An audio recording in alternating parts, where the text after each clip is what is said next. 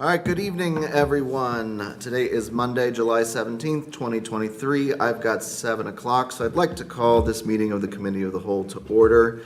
Before we get started, I'd like to turn things over to Mayor Jadwin for just a moment. Mayor. Thank you very much, Mr. Chair. I appreciate your indulgence. I asked for just a couple of minutes. We have a new director to welcome to our team here at the city, and I thought this would be a great opportunity to introduce him to all of you and to give him an opportunity to introduce himself and his background. Shannon Hammonds officially joined our team last Monday, so he's made it 1 week. That's great. We've kept him busy for the first week as our new Director of Economic Development. Shannon. Thank you, Mayor. Members of council, it's a pleasure to be here to meet all of you finally. I've met a few of you here and there around town, and thank you for your kind words of encouragement. I'm looking forward to making a great difference in the community. I have probably 30 years or so in economic development, much of which has been spent with communities, some of which were here in Ohio, Westerville being one, Grove City being another. Worked in private development. So I have, I think, a very good balanced background from the private and public sectors, and I think that will lend me some really good opportunities here to work with you, for you, and the residents of Gahanna. Really looking forward to it. I'd be happy to answer any questions you might have. Any questions or comments from my colleagues? Thank you Right. for being here. Great. Thank you very much. Thank you. I look forward to meeting and working with you. I appreciate it. Thank you. Thank you all. I will add, it's been, as word has gotten out that Shannon has joined our team, the answer you get is, you hired Shannon? Shannon's coming? Shannon, you hired Shannon back? And the smiles are ear to ear. So that's everybody from our partners in Franklin County to Morpsey to the state level to local communities to the development community. So you think you make a good decision and then you get affirmation of that. So we're really excited. As I said, we kept him very busy last week. And I have a feeling with his unique experience of both that private and public partnership, or private and public experience, it will be a great partnership for us as we move forward. Thank you. Appreciate the opportunity. Thank you, Mayor. We'll turn now to item B, items from the Department of Public Service. Director Schultz, good evening.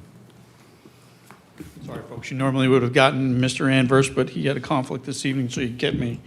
Tonight, we're seeking, there's two actions. They're both related to the same project, but the first action is a motion authorizing the Director of Public Service to enter into a contract and waiving the emergency bidding procedures pursuant to Code Section 13302, Section C, Paragraph 4, Paragraph A2, for the emergency replacement of a traffic signal cabinet at the Granville Street and Flint Ridge Drive intersection. As you guys maybe recall, I think it was the weekend actually before the library opened, a traffic cabinet actually was run over and needed a complete replacement. That traffic cabinet has been working on or within a temporary situation with the cabinet itself and then some of the components inside of it. So the first action here is to enter into the contract with Jess Howard to perform the actual work of the replacement of the cabinet, which includes its internal components. And then the second item is requesting a supplemental to actually fund that work. The supplemental request is for a total of $75,549.47, which does include a 10% contingency on the project overall.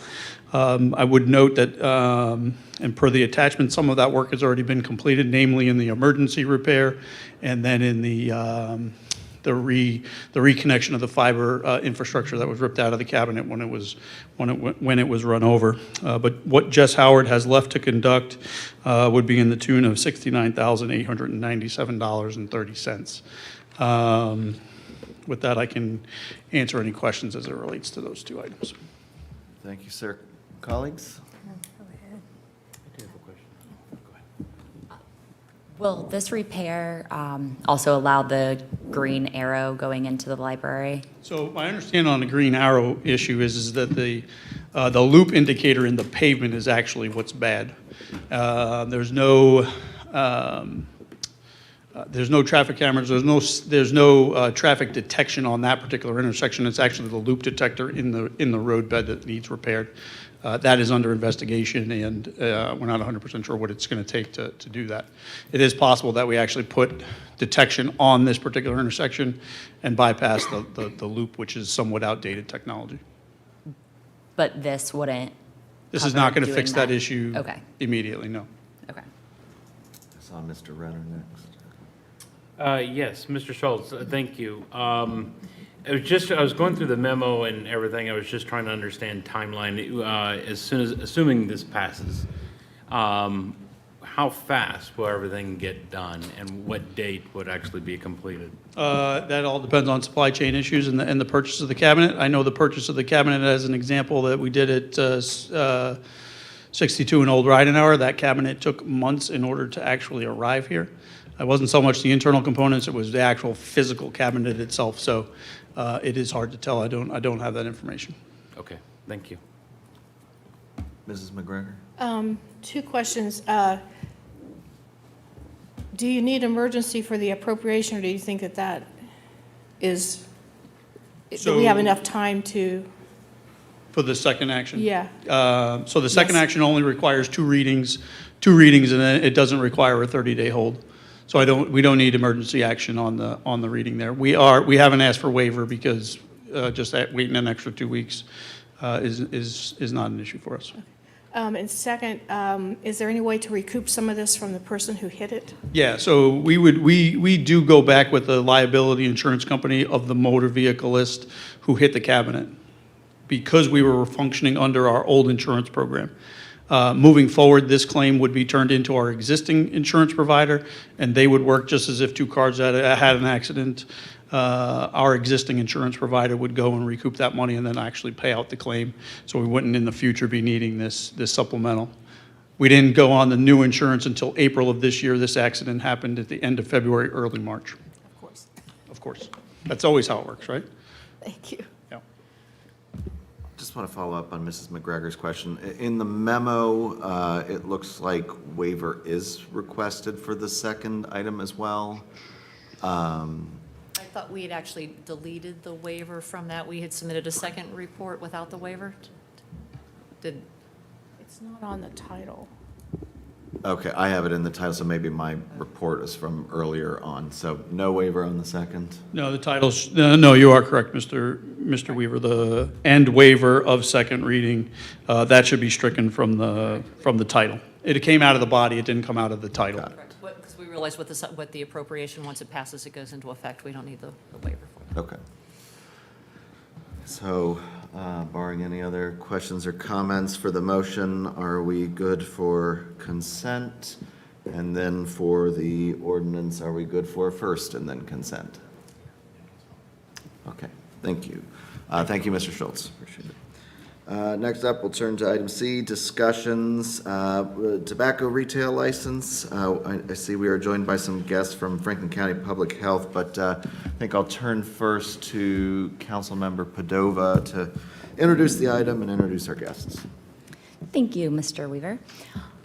So last November, when Tobacco 21 presented to us, I was shocked at the rising rates of adolescent tobacco use.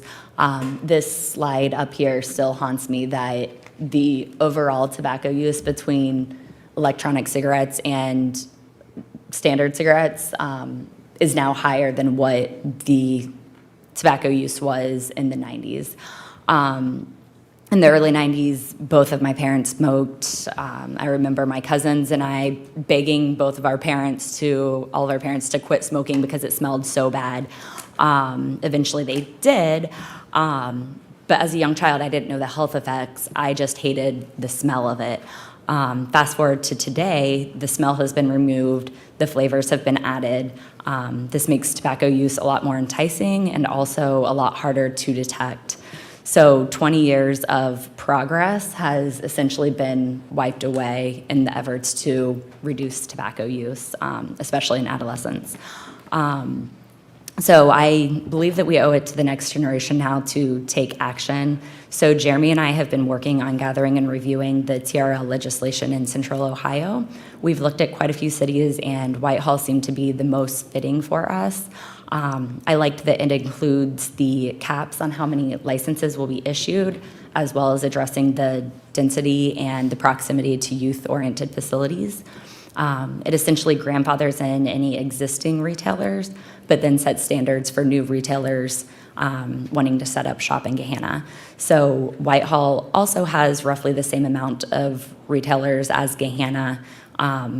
More or less, we're not 100% sure on those numbers. But while we want to make sure, most importantly, that we get this right moving forward, I do believe that there's some urgency to move forward with legislation, given that Columbus's flavor ban will go into effect at the end of this year, beginning of next year. So just like Whitehall, we do share borders with Columbus. Whitehall made sure to put caps in place so that they wouldn't become the go-to spot for vape stores selling flavors, and I doubt that any of my colleagues want that for Gahanna either. So with that, I will turn it over to the representatives from Franklin County Public Health, Lola Ajibola and Eric West, so that they can give us a refresher on this process, on their process, if we do decide to move forward on this. And also, if you guys want to give us any updates since the last time you were here, that would be great. So thank you guys both for being here this evening. Absolutely. Thank you so much. Great. So yes, my name is Lola Ajibola. I'm the Behavioral Health and Addiction Services Supervisor at Franklin County Public Health, overseeing quite a few programs, including the Tobacco Retail Licensing Program, our harm reduction work, outreach, and all the fun stuff that we do in the community. And I do have just a little presentation just to share a bit more information on what we're doing at Franklin County related to the programming, setting it up, contracting with different jurisdictions and cities, townships, as we have it. So just today, we'll go over exactly how the tobacco retail licensing policies can impact the community, an outline of operational steps that we have established as we start to onboard different cities into the program, defining the timeline of communications to our retailers, as well as describe procedures for compliance checks and underage buys. And I'll pass it on to Eric to follow up with the information. Thanks, Lola, and thanks, Council, for allowing us to be here as well. So really want to start off with why to pass a policy in the first place. The main purpose of that is to really help stem and reduce the youth access to tobacco from the source. We aren't fooling ourselves. We know that youth are going to be able to access it a variety of different ways, but this is one main way of being able to stem it directly from the source. A little statistic here, just in 2021-22 school year, there were 108 Gahanna Jefferson City students who were disciplined for tobacco. That may have been having it in their possession, distributing it, selling it, using it while at school. We want to really hold the retailers accountable, and right now there aren't any established guidelines to allow us to do that. There are state restrictions and a state license that's required for people who are cigarette retailers, but this does not encompass all forms of tobacco, and our license does encompass all forms of tobacco, including vape products. It's really rooted in health equity. Flavor ban, which Councilwoman Padova mentioned, Columbus is enacting. That is something that one of the other cities within Franklin County's jurisdiction, Bexley, has also included within their tobacco retail license policy. But flavor bans are really rooted in health equity because at least within Gahanna, it was 34.9% of adult smokers were using menthol cigarettes in the last year. And what we know statistically nationwide is that menthol is really catered towards the Black and African American community. And that's, again, one way of really helping to be on the same level with health equity there as well. Tobacco does impact really everywhere, but especially Ohio, and Gahanna is really no different. We see some statistics here. 16.1% of adults smoke cigarettes, and again, that also doesn't include adults who are using smokeless tobacco, cigars, and vapes, which is becoming more popular amongst adults as well, but especially amongst youth. You see in Gahanna and Jefferson City School District boundaries, there are 28 retailers that sell tobacco, which is 3.5 retailers for every 1,000 students within that school district. And 100% of schools within this school district are located within 2 miles of a tobacco retailer. One of the things that Councilwoman Padova mentioned was the distance from schools being included, and that is something that we are encouraging to be included within the city ordinance if you do pass one as well. So some policy items to consider here, as I just mentioned, the distance from schools or youth facilities. The standard is 1,000 feet, and that would grandfather in any that are already existing within those boundaries. But if those retailers were to switch ownership, that would be considered a new retailer, and so you could hold them accountable to not selling tobacco if they were to change ownership at any time in the future as well. There is typically a fine or penalty structure that is associated with the policy. Currently, the ordinances that have passed, and there's 4 ordinances that have passed within Franklin County public health jurisdictions. That is Reynoldsburg, Whitehall, Bexley, and Hilliard. And we've already actually launched the program in Hilliard. I'm going next week to start the compliance checks for the enforcement part of the licenses as well.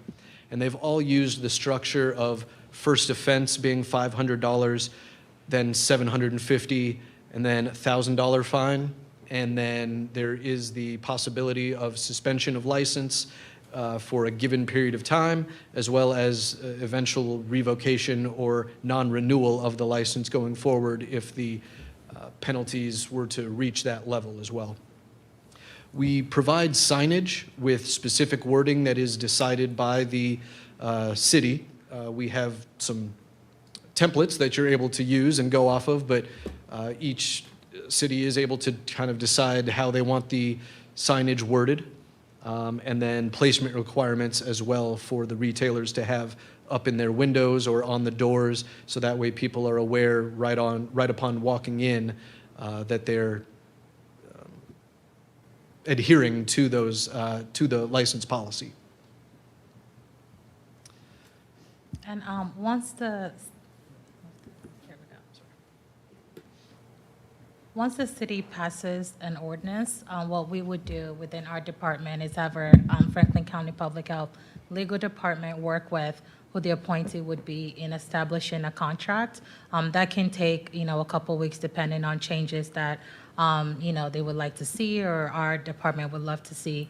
That details the scope of services, exactly what you're expecting to receive from Franklin County Public Health, as well as what we would be expecting in collaboration and working with the city. After that, our epidemiology team would work again with the point of contact to list the tobacco retailers in the jurisdictions. We use the different, we look at the list from the city. We also look at the county auditor's office to make sure we're not missing anything on our end. We decide a program launch date, and that's again in agreement. We try to make this setting up the program very collaborative as best as we can to make sure that anything that we need to consider on our end, we have in front of us, and all the things, deadlines, work that goes into setting up the program, we can also discuss and make sure it aligns with the city. Again, just the last point of establishing a point of contact, that's really critical for us, so we know exactly who we're going to communicate, get all the information that we need, as well as communicate the information that you would need on your end. And timeline for communications, after we've passed the policy, the scope of services contract is in place, we would start working on applications and cover letters. We do have samples of this that we can share with you. As of right now with Hilliard, what we've done is to make sure that the application and payments are due 45 days later. A reminder letter is sent out 30 days before the deadline. A final notice letter is also sent out and mailed 10 days before the deadline. And then in addition, we have a couple retailers that maybe are not seeing it, something's going on, whatever it might be. We also do a phone call reminder just to make sure, hey, is it the wrong address we're sending this to? What's going on? So we're trying to follow up as best as we can before the deadline to make sure that they, again, have all the information they need to get on board with us. Those reminders really are helpful because some of the establishments may be corporations, and they will need to forward those requirements on to their corporate headquarters and licensing managers so that they can fill things out and get things back to the store and then back to us as well. So retailer education sessions is an important part of what we do also. We don't just want to throw this out there and not tell the retailers what's going on. We want the communication, or we ideally are hoping communication can come from the city as well, so that way when they get our application and cover letters, they're not surprised by that. They know what to expect, and they know that it's a requirement from the city. But the retailer education sessions, once they are approved for a license, myself and another staff member from FCPH will actually go and visit each retailer on site, and we'll provide them with their welcome materials, which will include their official license, program signs, and we'll actually place the signage while we're doing the retailer session so they know exactly where they need to go. We also provide a how to check IDs handout, a WeID countertop calendar that you have probably seen them at the point of sale. You can rip the piece of paper off at the start of each new day, and it has, "We do not sell tobacco products unless you were born on or before this date." And then we also provide them with a copy of the city ordinance so that they can know all of the details of the fine structure and why the program is being put into place in the first place.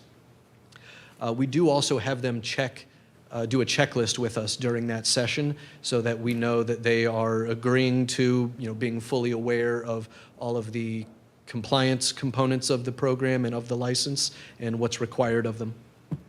And we try to speak with the owner or the manager. It's not always possible. We try to speak with the highest ranking store official when we go and do the sessions. We set them up ahead of time, but schedules change and sometimes the owner, for instance, can't be there. When we go and do thank you, Lola. When we go and do a compliance check, there's actually two different components. The first would be an actual compliance check, which is performed by myself and one of my colleagues.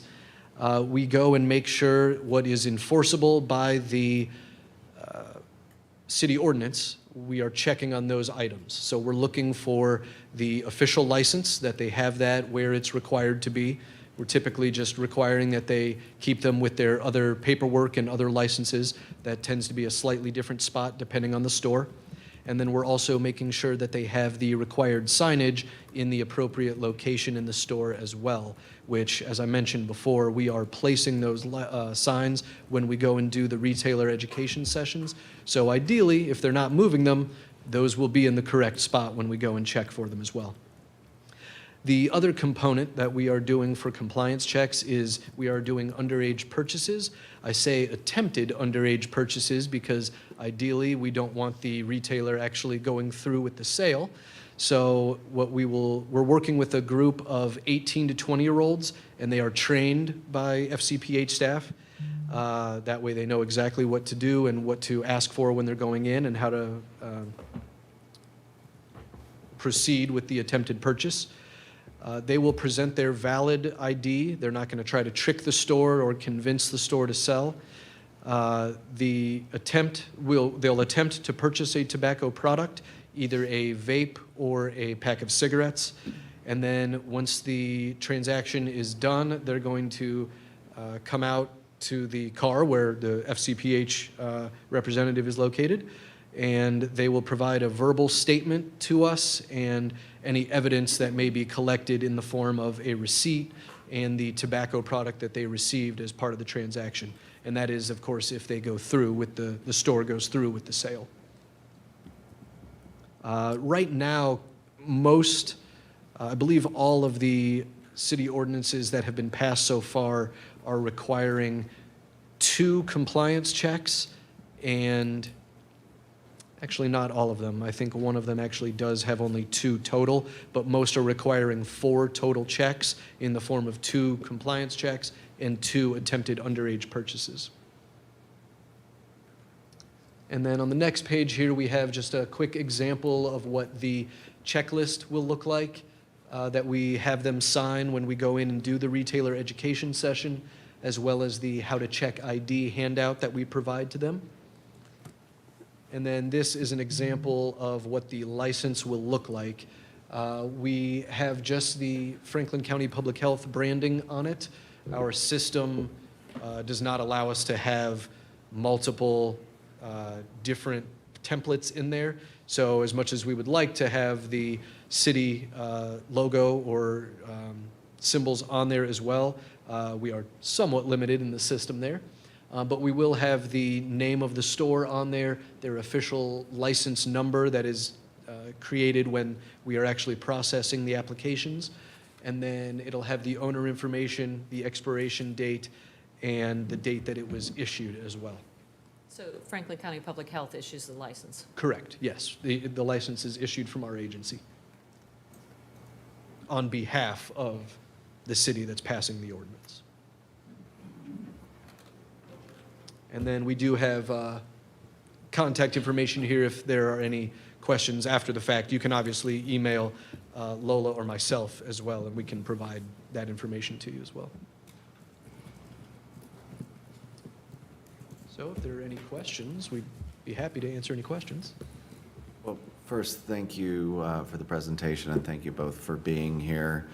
Turn to my colleagues. Questions, comments? Yes, Mr. Schnitzer. Thank you, Mr. Chair. Appreciate all the data, the number of attachments here, which I've attempted to go through, and of course, I appreciate our partners at Franklin County Public Health for their comments as well. I guess I just have a very general and broad question to my colleagues on council, which is, what is it precisely that we're attempting to do? And I want to frame that a little bit.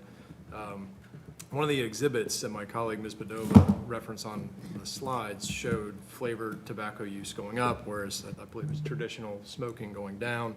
And then Mr. West from Franklin County Public Health mentioned menthol usage amongst the African-American community. As I've gone through these attachments, I don't see anything in reference to flavoring. It's possible that I could have missed it, but I just want to make sure. I guess let me take a step back. Selling tobacco to persons under 21 is already illegal. So if we're not doing anything different, is this just redundant? So I guess in a broad way, that's kind of what I'm trying to ask is what are we trying to accomplish? So the Whitehall ordinance that we are kind of using as a blueprint does not have a flavor ban.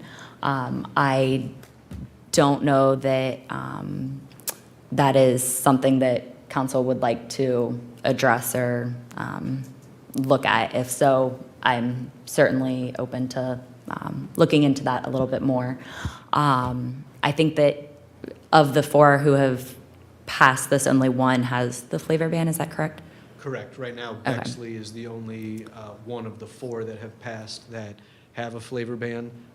Dublin is currently under our Tobacco 21 program, which back before federally it was mandated that the tobacco age be 21. They had really jumped ahead and decided to make that a local law. So they are also considering a flavor ban when they move to the tobacco retail license program next year when their current contract with us for the T21 program expires. So with that being said, I think that regardless of the flavor ban, I can't remember what the number was that they said for the state, how many attempted purchases they do at with tobacco, but it was very, very, very minimal.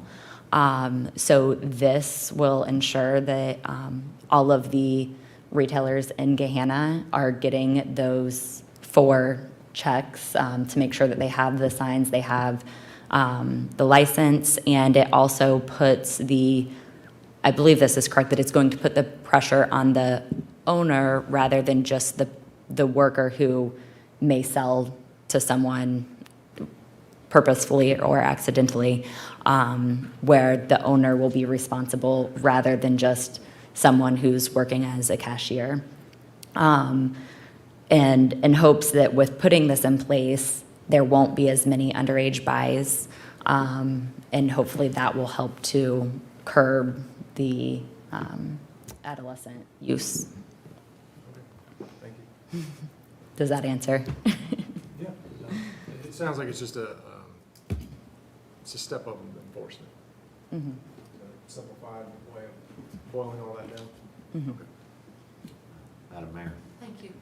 So you mentioned in your presentation there were 28 retailers. Do you happen to have a list of those? Could you provide those within the school district or that impact the schools? I'm counting 19, and the only reason I'm asking is Gahanna Jefferson Schools is not just City of Gahanna, it's Jefferson Township as well.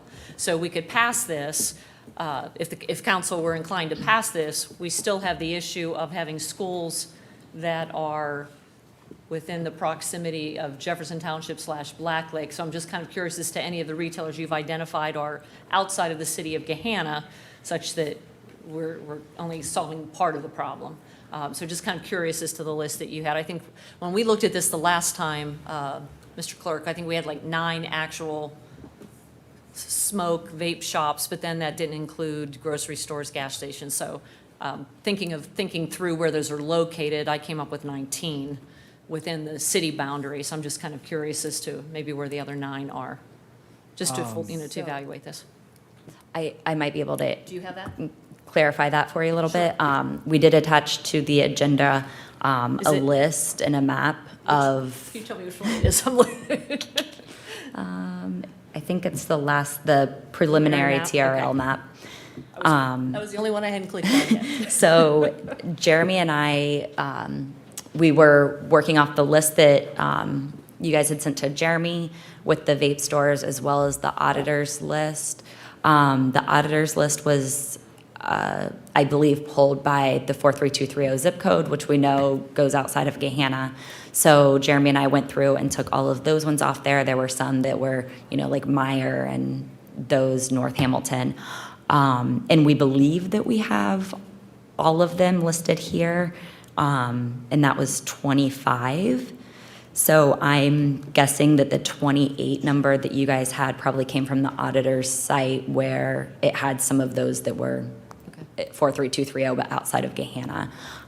That was one question that I had for you guys, though, is how do you guys go about finding the exact number? Because as we're running into, there doesn't seem to be a specific way to just, here they are. So we do use the lists that are provided to us, and we have our epidemiology team, cross-reference everything as far as addresses, and then they use a geomapping tool that they have that allows them to capture everything that is actually within the jurisdiction boundaries. Okay. And that way, we would be able to solidify that list and provide you guys with everything that we have, allowing things to kind of be agreed upon as far as Okay. what the list is before anything is finalized. So basically, if we gave you like the list that we have currently, you guys would go through and verify that and check to make sure there's no others that you can find. Okay, Yes, absolutely. awesome, thank you.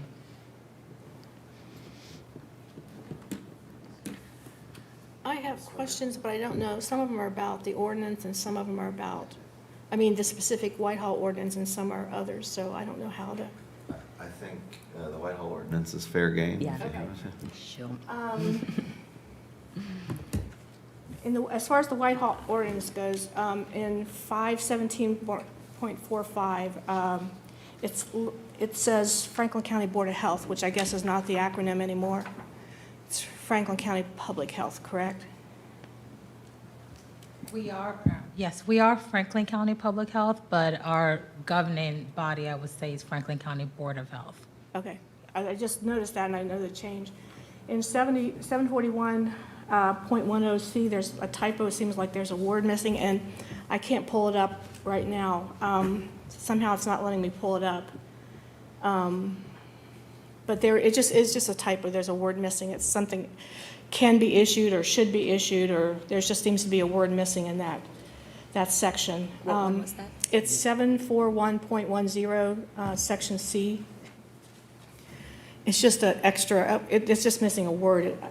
And then in 741.0, C, then Roman numeral 4, I think it is, it says that the mayor could issue more licenses if the business was of value to the city. And I don't, what does that mean?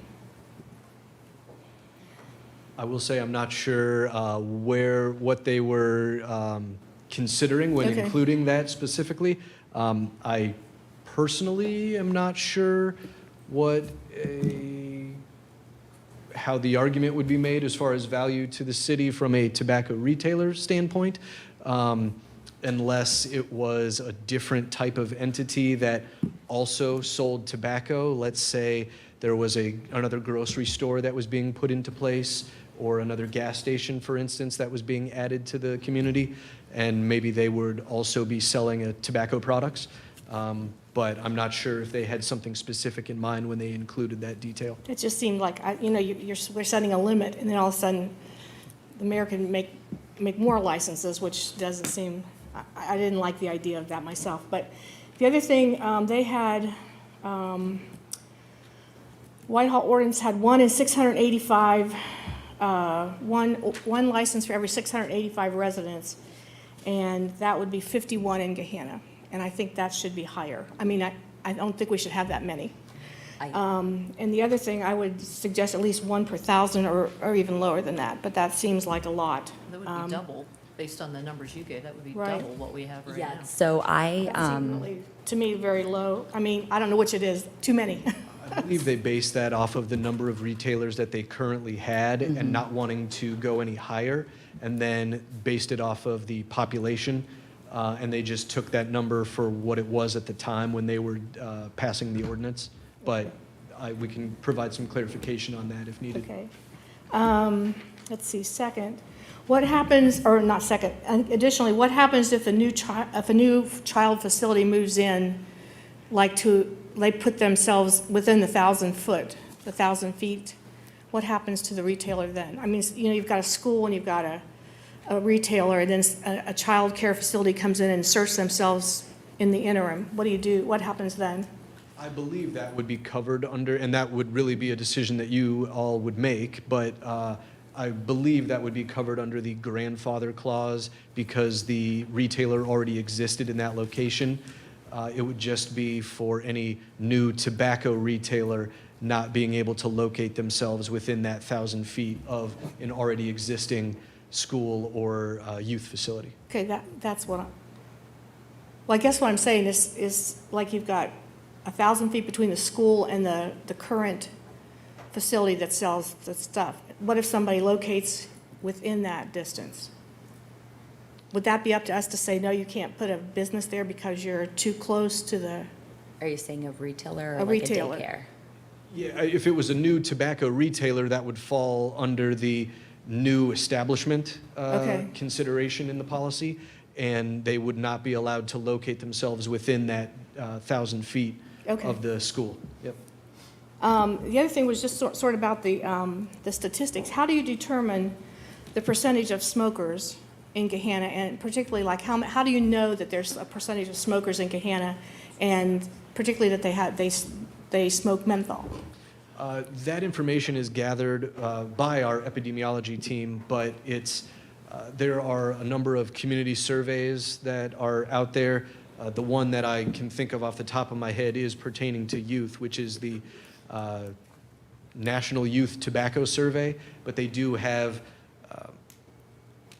I don't know exactly what it's called, but something such as a community readiness survey, which will survey different populations within the state of Ohio, and in that, they will often ask for city location, zip code location, things like that, and then our epidemiologists are able to pull it from various different information. I know some of the information comes from CDC, some of the information comes from state information that is out there that's available. That's I'm not exactly sure where the data points are coming from, but our epidemiology team is providing us with those I'd statistics. be interested to know how they get those. Yes, we numbers. definitely want to provide you with the right information so we can follow up and share that information via email. A couple more.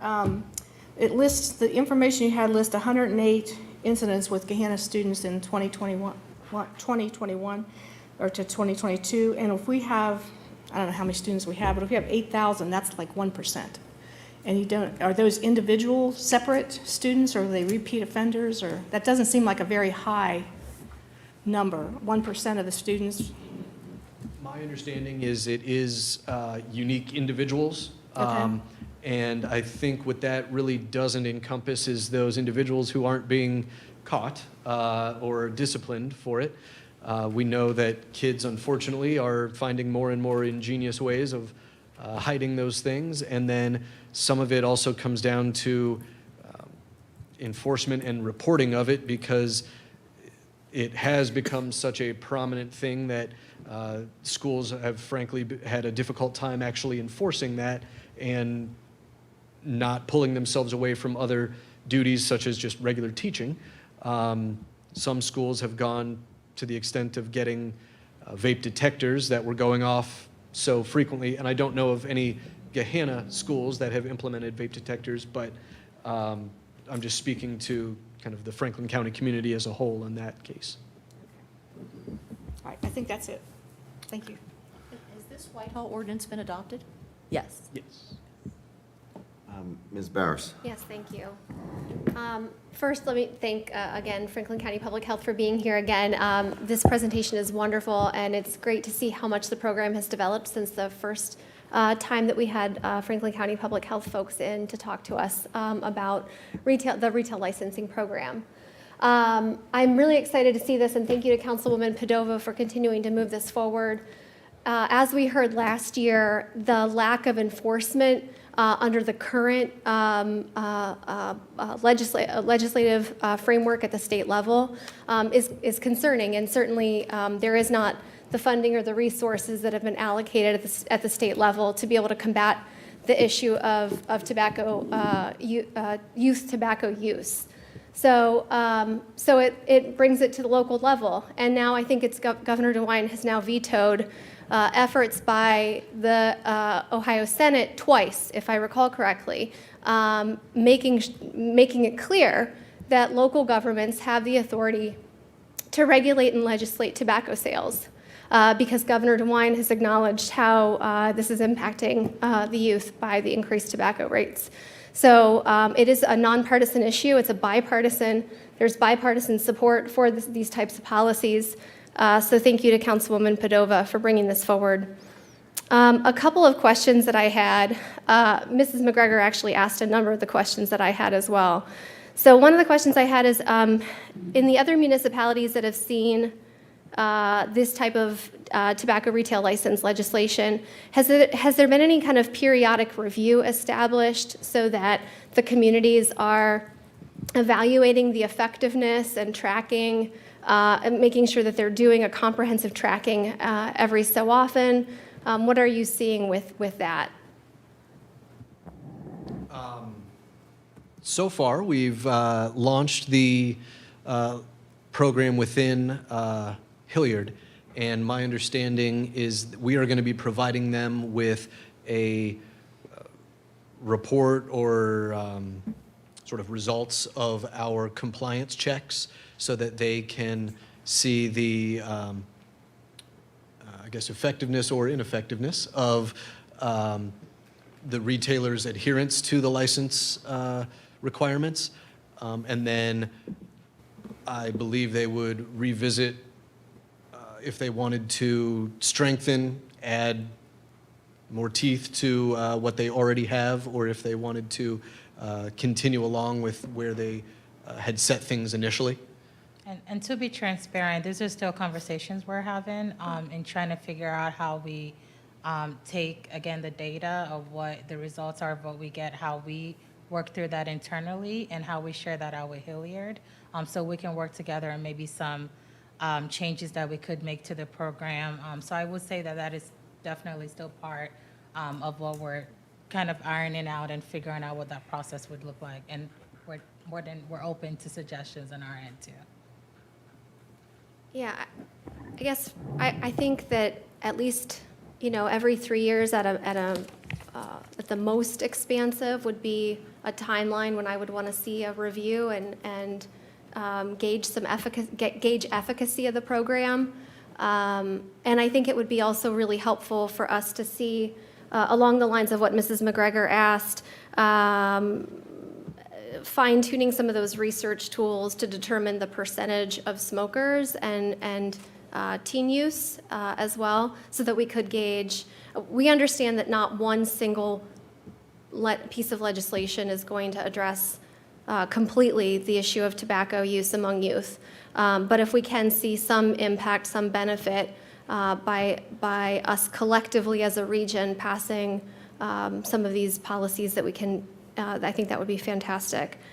The other question, and I think this is kind of what we were getting at by identifying the existing number of retailers and before, but I would look to you all as well for further guidance on how we set the number of licenses that are issued. What's an appropriate number for a community? How many is enough for a community of roughly 36,000 people? And are we already at that, frankly? But so that would be another question I would have as well. So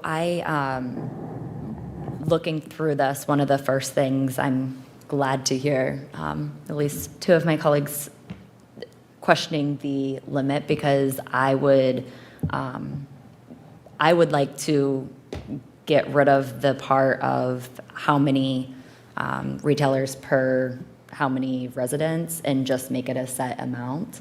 And that's why we were trying to really pinpoint how many were in here, so that we're not issuing, if we have 25 now, making it 25 or just a few over. So that's kind of the feedback that I would like to hear from my colleagues here, is what do you want that number to look like? Do we have enough of these retailers here now? Because I don't want to have an onslaught of vape shops opening up as the flavor ban goes into effect in Columbus. And I don't know if you guys have seen those stores moving out into the suburbs, or if you have any data on that at all. That would be helpful, I think. I don't believe we have any direct data on any that have been moving out to suburbs quite yet. As you said earlier, the flavor ban has not actually gone into effect within Columbus. I believe it goes into effect February of 2024. And so that is something that I know we are looking at, because we do have that anticipation that, and it was one of Columbus's concerns as well, is that they didn't want people just flocking out to different areas in order to still be able to purchase flavored tobacco. I believe that also does kind of speak to, I believe what Councilwoman Bowers was saying earlier with kind of the collective effort of the communities and the surrounding communities, that if multiple jurisdictions were to be on board with that, it would help stem that as well. But we can certainly provide additional statistics or some additional reporting on that as well. Yeah, and that's what I was going to say. We can debrief with our team for sure and look if there's any data suggesting that. And I believe you mentioned earlier that the retailer list or information that you were provided includes a map of the breakdown of things within Gahanna as well? So Jeremy actually put together, put all of the retailers that we had a list of on a map, so that we could see it a little bit more visually. But this is just what we have put together, and we believe that that is 25, right? Total here? The Yeah, map is good, very good. yeah. It would be great And- if we could get that information Yes, as well, absolutely. including the map. That way we can cross-reference things and be able to send it to our EPIs for reference as well. Yes, that would be great, thank you. Can you put that on the, because it's here? Can you put the map up there? One of the, I was to say, even if all the cities enact a ban or a licensing thing, unincorporated areas of Franklin County still can have these shops, is that correct? Okay. So Franklin County has no way to enact a ban? Unfortunately, no. We've looked into this, but as of now, we don't have a way to do that yet. And so just to be clear, what we would be doing wouldn't be the flavor ban. So we wouldn't be banning anything, we would just be requiring the license. I meant that, that's what I meant to say. Okay. They can't license anything outside of.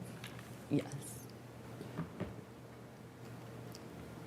Yeah, so this is the map of the 25 retailers that we have identified that we believe to be correct. I didn't realize that water beds and stuff sold tobacco. Yes. Did not have them on my list, so. Yes, that was going through the list of, okay, what else is here? Are you sure Whitehall passed this? Because they don't have it listed. Yeah, I can't find it anywhere in Whitehall's. Chapter 741 was taxi cabs repealed. Do They you don't know, have do chapter you know when 741. Whitehall passed it? I believe the date that we saw on the ordinance was January 17th. It's not, it doesn't show up in their codified ordinances, that's why. Yeah, when I That's why I looked asked. at the website myself recently to look it up, I actually did have to go into the, I believe, meeting minutes from, I could not find the ordinance directly on the site. I had to Right, go in yeah. to some of the meeting minutes in order to locate it, but And actually, I looked up the January minutes, and I thought it was a draft, because it was chapter 5, it was presented as chapter 517. And this says 741, so I'm just kind of, I would just like to see what they actually adopted, because we had some, looking through this, first of all, I very much appreciate your presentation, and I applaud what the mission of this is. Anything that we can do to help protect children from this, and like, actually, Councilwoman Padova, I went through the same thing growing up. It was, at that generation, our parents, they all smoked, and that was the cool thing to do, because Hollywood depicted it as really cool. And I hated it too. So I applaud what you're trying to do. I'm looking at it from an administrative enforcement or application. What is the administration's responsibility? What kind of ordinance protects the city, protects our businesses, and is clearly written in a way. So I know we had some questions, my staff and I, going through this particular ordinance, which was the Whitehall ordinance, because there seemed to be some contradictions throughout at least this draft of it. I don't know if this was the final draft, which is why I was trying to find the one that was actually adopted. I can inquire for the signed Okay. copy from That their would be clerk. She just sent me the Word version in case we wanted to go through and do red lines or edits or, Okay. yeah. That would be great, and I don't know if we could have some further dialogue, or maybe send some questions to you for some further discussion. Yeah, absolutely. And that's what I really wanted to get out here is basically any of the things that you see in the Whitehall ordinances that don't match up, that contradict. This was sent to us by their clerk and said that it was approved, so it should be available, but as Jeremy said, she sent us the version so that we could make edits to it. But any feedback from you, the city attorney, or also any colleagues here on council, I would be appreciative, because we've had discussions on this, but I haven't really heard a whole lot of feedback of what people would like to see. So this is kind of a starting point, and we can go from here and always come back, and we can send more questions to you all if we have more, I'm assuming. So, yeah. Jeremy, can you get 51745 as well, because that's not listed either? Yeah, yeah. Thank you. Ms. Bowers, any other questions? Yeah, thank you. Just since I'll take advantage of Mr. West and Ms. Ajibola, since you're here. There was some comment last presentation about possible video training sessions that staff at sales staff would be taking. Is that not part of the program at this point now? So that is something that I found out that we have sort of a different capability on our website, so we are actually looking into a way of still doing that. What will probably happen is we will be recording a training session and then keeping it on a Google Drive to allow them to still, retailers to still share that with their employees or new hires, and that way they can still access the training. That is something that we are still in the process of creating. Okay, fantastic. And then second question, this is super minor. I know you said on the certificate that you're not able to add the municipalities' logos and things like that.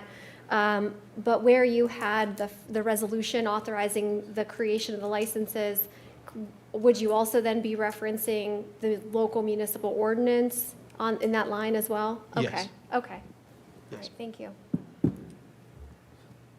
And I think just to follow up on Mayor Jadwin's questions, I think the hope of all of this is to really shift enforcement to the entity that wants to be doing the enforcing, which is Franklin County Public Health, and take it off of our law enforcement. And so that's, I really am very grateful that Franklin County Public Health is willing to undertake this program. Any other questions or comments from colleagues at this time? So I think, for me, I think in terms of trying to figure out a path forward here and next steps, first I want to thank Ms. Padova for all of her work and Clerk Van Meter, of course, for bringing this back. Alluding to Mr. Schnetzer's comments earlier, what is the ask, what is the goal here? And I think part of that for this evening was trying to figure out a sense of what is the will of council, what is the will of the administration. Obviously, we have there's still questions and still plenty of time for questions.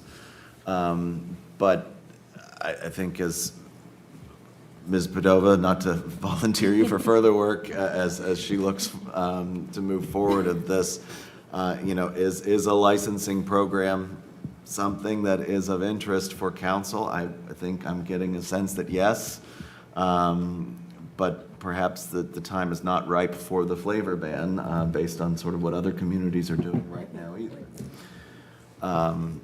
I think a sense of direction may be helpful for Ms. Padova, and then I would just ask that if the city attorney could review and possibly reach out to Attorney Bivens in Whitehall as well, just to see how is if the ordinance has been passed, how that's working for them as well.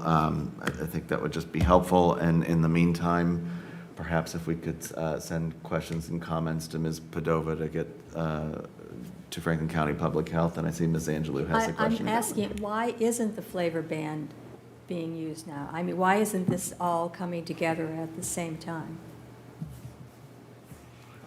I think, just in my experience talking with other jurisdictions, other cities, that similar to what you all have mentioned this evening, is that there's some hesitancy not to just do everything all at once. Dublin was sort of in the mindset of, if we are going to pass something, we don't want to have to pass it in steps. They would rather do it all at once, which is why they decided to stick with their Tobacco 21 program for the remainder of this contract year, instead of immediately switching over to the tobacco retail license program. And when we all met, when all of the jurisdictions, all the cities got together, and Columbus was there as well, There was some push, I think, from Columbus to have everyone pass a flavor ban at the same time because they didn't want community members going out to the suburbs to buy their flavored tobacco elsewhere. And there was just sort of an overall hesitancy, I believe, within the room. So, but isn't that part mostly vaping that has the ban, or is it, I mean, you have cigarettes that have, obviously, the one that everybody likes the most, which you mentioned earlier, that has flavor in it. I'm just saying that to me, it seems that we should be doing things and making it, everything. Because now suddenly you go in there, they'll have people with vaping, and my understanding is, and I've never been in one of those, that it's very, very difficult to want to leave it if you're in for that. And the health part is just spectacular for you, what you're doing. I just wondered why people had not chosen. I think one is because flavored products, especially with vaping, are becoming so popular within the community that they don't want to upset a large number of community members, I believe is the hesitancy.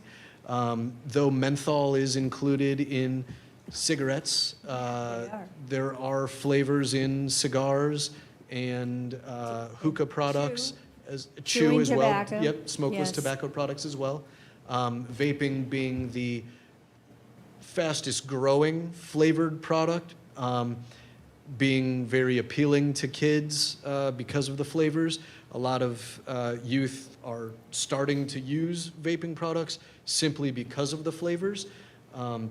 There's still a lot of research being done to determine if vaping is a safer alternative to traditional tobacco products. And while some adults may be using it to come off of traditional tobacco products and then hopefully eventually quitting all nicotine products, we know that youth are not using those traditional tobacco products and they're starting with vaping, which we know that is an unsafe thing for them to be doing because then that's bringing into the equation the possibility of lifelong addiction as well. Absolutely. So, Mr. Renner and then Ms. Padova, unless you were speaking at this point, I'm sorry. yes, to this point, if doing a flavor ban included in this is the will of council, I am happy to look into that and work on that as well. That's part of the feedback that I'm looking for, is whether or not that is something that my colleagues would like to see and like to move forward with, because I do believe that the flavored tobacco is really what is targeted at youth and children, and aside from the kids that are using it willingly and knowingly, I think that there is also a lot of danger with kids not knowing what it is and being confused by it smells good and it looks like a toy, and I see my older brother or my parent or cousin or uncle or whoever doing it, that it presents an added layer of danger that I don't really feel cigarettes had. So if that is something that my colleagues are interested in doing, please let me know. Mr. Renner. Yeah, thank you, Mr. Chair. Ms. Padova, thank you again for picking up the ball and carrying this forward and actually, building structure around this. I am definitely for the licensing component of this, and for all the reasons that have already been mentioned. To your question about the flavor ban, I am definitely opposed to a ban on flavor. Sort of similar to the thing about I'm not going to step into rights of an adult. If they want to choose to smoke, if they want to choose to vape, as long as they're over 21, we can tell them the dangers and all that kind of stuff, but, you know, it's the same thing as we can tell them the dangers of eating a high cholesterol meal. But we're not going to take the rights away from citizens of doing that, at least my opinion, my point. But protecting children and protecting innocents, I think the smoking ban in public places was a very good policy. And I'm glad that happened because that protected people from who don't want to smoke, right? So, but people who do want to smoke in their car, their truck, their home, or they want to vape, I don't really care. Actually, I take that back. I do care, but it's like that's their right? So, so I guess, so I just wanted to state that for the record. The other thing is I wanted to, since we do know that February 2024 is when the ban goes into effect, and we know that we're projecting outwards a little bit that, you know, retailers might come and survey Gahanna. My 2 cents is that the markets have already said, well, 25 is good if 25 is the number for Gahanna, so we should just say that's the number. I agree with you. Not put it on a population based or anything like that, but the markets have already said this is what we want to do. And then, but to the real point is that what are your goals? Because it sounds to me like we should probably target some time to actually to bring everything together, to pass the contract, to hire the Franklin County Public Health Department, and then whatever it is, the ordinances that we need to put in place, we need to also get those. So my question then to you is, have you thought about this and what's a target? Yes, to some degree. Depending on the feedback that we receive tonight, and also, I guess, throughout the week, if anybody wants to send any emails or anything like that for additional feedback. Jeremy and I are planning to get together again next week to kind of go over this and take all the feedback and continue working on the Whitehall ordinance. So if that, depending on how much feedback we get and how many things we need to investigate, I think that we could probably bring this back on the 31st, possibly have a draft, I would say definitely by August 14th, if not July 31st, to have at least a draft to look at, and then we can kind of go from there if we need to make any more adjustments before we put it on for first reading. Okay. Does that sound good? Yes, Ms. McGregor. I would just like to agree with Mr. Renner. I'm okay with the licensing right at this point. And I think that that's what we should do. And then, like you say, the adults have rights. And we're trying to target these children. And if the licensing helps us to reduce the use by kids, then that's, I think, what we should do, and not just do a total ban for everybody. Mm-hmm. My opinion.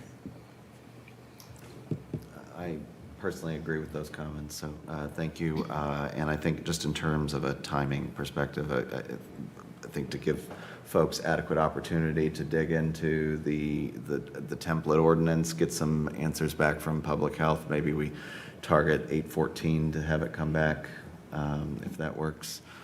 In the interim, I think I would ask particularly the city attorney to take a look at, I guess I have questions on the capping of the licenses, the number of licenses.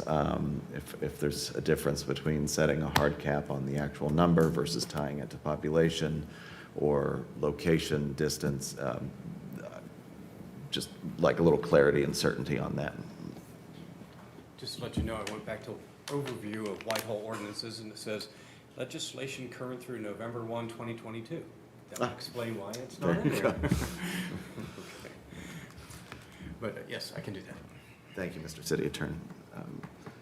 Anything else on this item? Does anybody here smoke?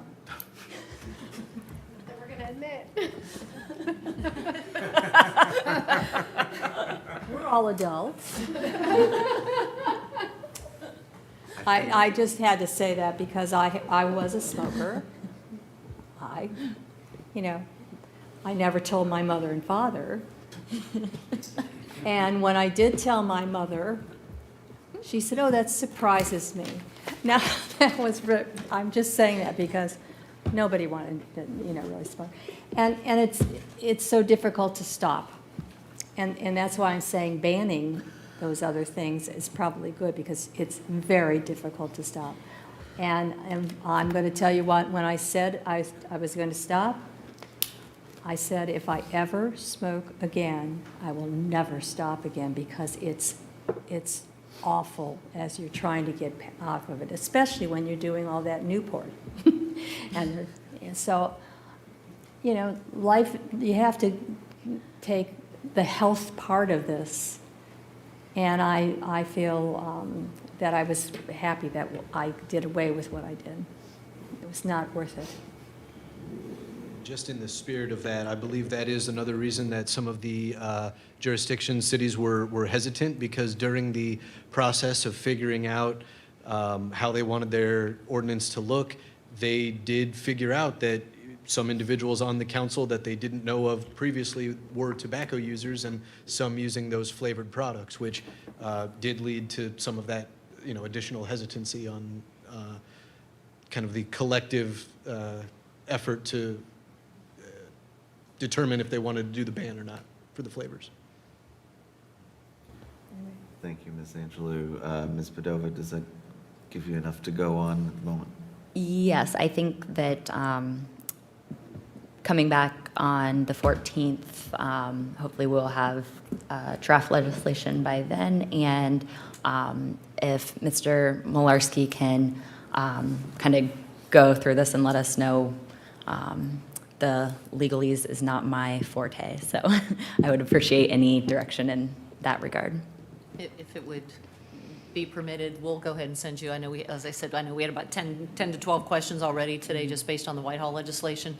And that was just this afternoon. We'll take a little bit deeper and go through that and send those to you as well. Thank you, I would appreciate that. All right. Thank you both very much for your time and for the presentation and your research and your willingness to work with the city. Thank you. Thank you for being here. Okay. Moving right along, item D, items from the Department of Engineering. Circling back to our sidewalk presentation, coming back. Director, thank you very much to you and your team. Thank you for all of your work so far on this. This was here a couple weeks ago, and definitely hours and hours of work has been put into this, and I'm very grateful. And I know I frequently say I won't pretend to speak on behalf of my colleagues, but I think it's safe to say thank you for all of your effort on this. Director. Give us a couple minutes here to get our presentation set up. I am not going to go back through the presentation that was provided on the 26th. However, we do have it available if there are questions. I know that was quite a bit to digest in one meeting and watching it thereafter. So if there are follow-up questions related to the presentation that was provided on the 26th and staff's recommendations, we're more than welcome to go through those as they come up. There were questions that staff had to go back and provide further research on. Can everyone, is this coming through okay? Yes, sir. So one of the aspects that we were asked to explore is the previous street programs, the active street program 2023, 2022, 2021. If we went back in time and look at the cost of maintaining those facilities and providing the standard of care that we're bringing forward with the change in criteria and associated present value cost to bring those facilities that were recently either reconstructed or had capital maintenance, mill and overlay type work performed on them. So we have some of that information available. Next slide. So some general statistics. There are approximately 200 miles of sidewalk within the city. Of that, I'd say about 90% of that is in residential areas. 10% or less would be in non-commercial or non-residential areas. And there's just over 2,000 ADA curb ramps.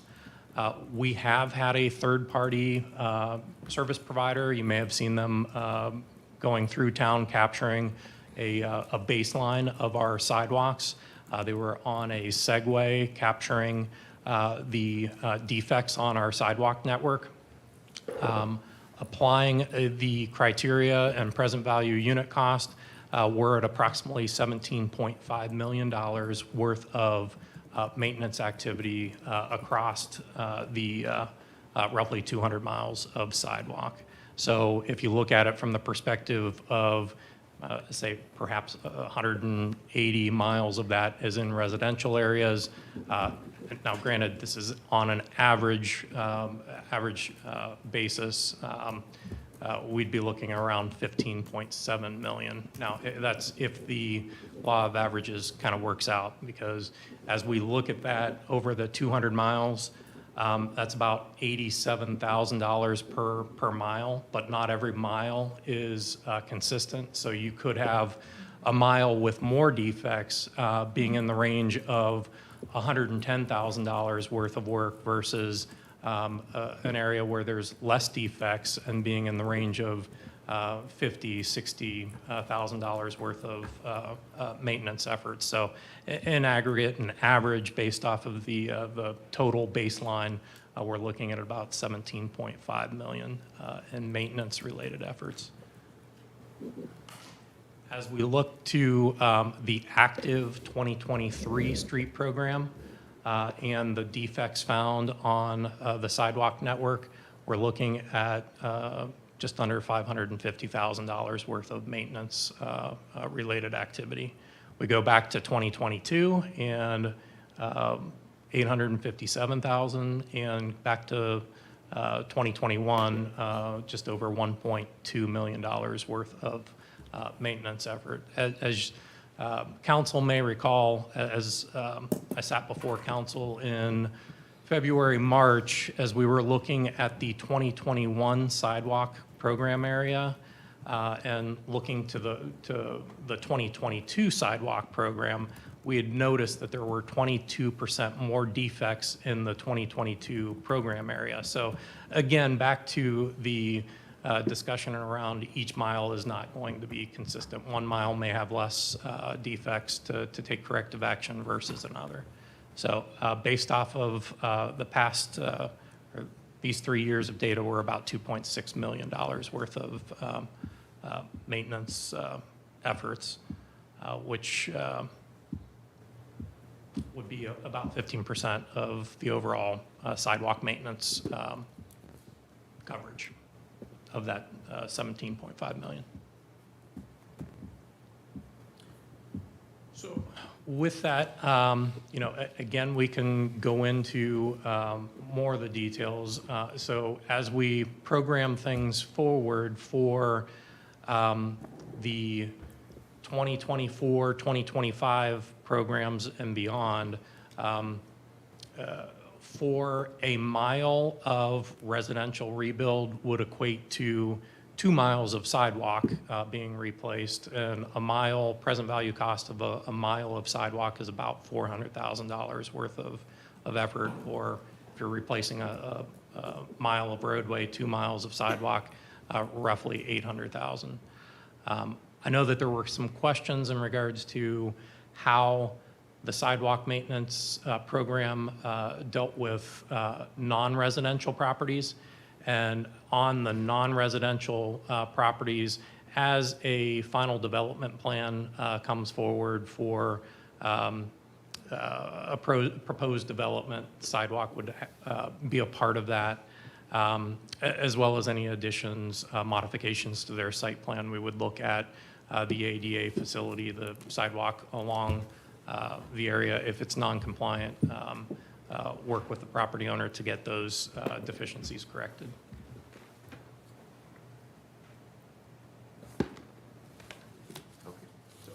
All right. Kept this one short, but I figured there'd be more questions. Thank you very much. Questions, comments from my colleagues? Yes, Ms. Bowers. Just briefly, thank you. And Engineer Wright, am I correct in congratulating you on the two little initials after your name? Congratulations. So thank you again, both. Director Conlink, I think you were just talking to this a little bit on the commercial piece. Could you go back to that and like walk me through it again? Because I just keep having a block on it, so. So for instance, we're going to have some development occur off of Tech Center Drive, the Crescent development. There's no sidewalk existing in that area as a part of their development, the multifamily, the commercial facilities that are going in place there. As a part of those developments, they would be putting sidewalk in ADA compliant. If Kroger and McDonald's and everything down here on Hamilton Road, if there was a change along that frontage, there'd be an opportunity to look at the sidewalk facility along Hamilton Road and say that we found these defects, we need to bring these up to ADA ProWAG standards, and as a part of those applications, we revisit that with each one of those applications that come forward on the building permit and planning commission side of things. So, when we're doing sidewalk program and we're sending out our contractors to evaluate whether or not residential sidewalk is in compliance with our code standards, can that not apply to the sidewalks abutting commercial properties? So with that, you get into the assessment side of things, and if there's a cost share. So the question is would we afford that cost share to the non-residential properties where they've got a commercial interest and. Well, can we develop like so we have a residential sidewalk program. Could there also be a commercial sidewalk program that didn't necessarily include that subsidy? Yes, that could be applied as we're maintaining a particular street that is in a commercial area. We could. Where existing sidewalk exists. Where existing sidewalks are, yeah. Or, I guess conversely, I'm not necessarily asking the administration to build out a new program today. Thank you. The challenge there, though, is then, we're upfronting more dollars into that. Well, program. and maybe it's not at all like the residential sidewalk program. Maybe it's just an evaluation and. So would that not basically be the code enforcement? Yeah, right. Maybe it's just pure code enforcement is kind of where I was headed versus it being a new program. I guess, I think people will call in, maybe that's just an awareness thing, but what kind of, would there be some proactivity around commercial code enforcement? We can check with them. I know that there is an application in on Havens Corners, just to the east of Granville Street, where they're doing some site improvements. And as a part of that, we looked at the sidewalk along the frontage and found some areas where they need to correct that, and pointed that out within their application. And they're taking corrective measures with their construction.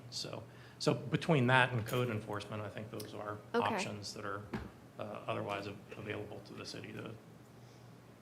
Yeah, I think just as we think cohesively about attracting development to the region and attracting residents, that commercial sidewalk maintenance, I don't want to lose sight of that. And so just making sure that that stays on our radar as well. But I appreciate this. And I think I also understood too, from the last presentation, the idea about us being more intentional about fees in lieu for new development.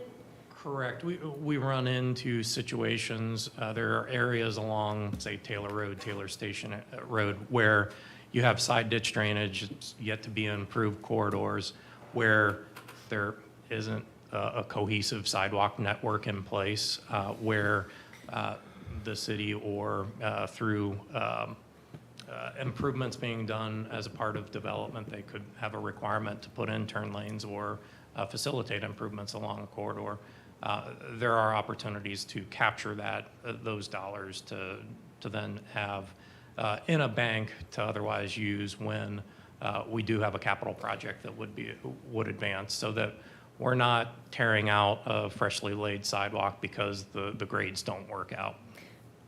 I appreciate that. I want to just, I guess, weigh in a little bit on that with some of the apartment developments on the south end of Morrison, very outskirts of Gahanna. I know it's a very southern part of our community, but there's a series of apartment complexes down Morrison, and there are bus stops that are just north on Morrison, and so frequently I'm seeing pedestrians without sidewalk access there because those developments were not required to put in sidewalks because they made the argument that we're just building a sidewalk to nowhere. Well, now there's no sidewalks and there's pedestrians walking in grass strip. So I'm concerned about that continuity and that if we just not build those sidewalks as those developments come online, especially if they're residential or abutting residential properties, then we have no sidewalks until we take on that next big project. And so that's just my suggested feedback. And with that, I mean, that goes and speaks to the fees in lieu aspect, where at least we do have those dollars set aside. So when a project does come along, that we can pull the trigger and move forward with those improvements. Is this with the hotels, I'm going to do this kind of hotels? Is that where you're talking about that? I thought those were on that was Taylor Station. No, their apartment, I'm not aware of these being long-term. No, I'm talking more about truly the apartment complexes south of the light industrial complex. Claycraft and Morrison, that Yes. general area? Yes. Yeah, so that would be what Councilwoman Angela was talking about, the ones at Claycraft and Morrison at the corner. Yes. That's exactly right. Okay. They were supposed to be hotels, and they, people are there a year. That's not a hotel. 364 days, right? Yeah. Yeah. Yeah. Yeah. Okay, that was my question on commercial. I have. Yes, Ms. Padova. So I thank you so much for working on this. I can't even imagine the amount of headaches you probably went home with trying to figure all of this out. So I appreciate you guys working on this and making it more feasible for our residents, because as we saw, some of the bills they were receiving for the sidewalks were pretty high. So I do have a question, and I apologize if you've addressed this. I watched the meeting that I missed, but I just want to make sure that I understand this correctly. If, for residential, if you don't currently have a sidewalk and then we decide that they are getting a sidewalk, they are still responsible for paying 50% of that, is that correct? So the approach here on residential streets with no sidewalk is that those residents abutting that area would have the right to petition for assessment pursuant to the Ohio ORC 727, I believe, is the section of the Ohio Revised Code, where if they have 60% more of the abutting property owners that wish to have sidewalk facility constructed along their frontage, that we would go forward with, in concert with a street rebuild or street maintenance, and perform perform those activities, and then 50% of the cost otherwise would be covered by the city. Okay. Up to the amount that is authorized within the budget that city council adopts on an annualized basis.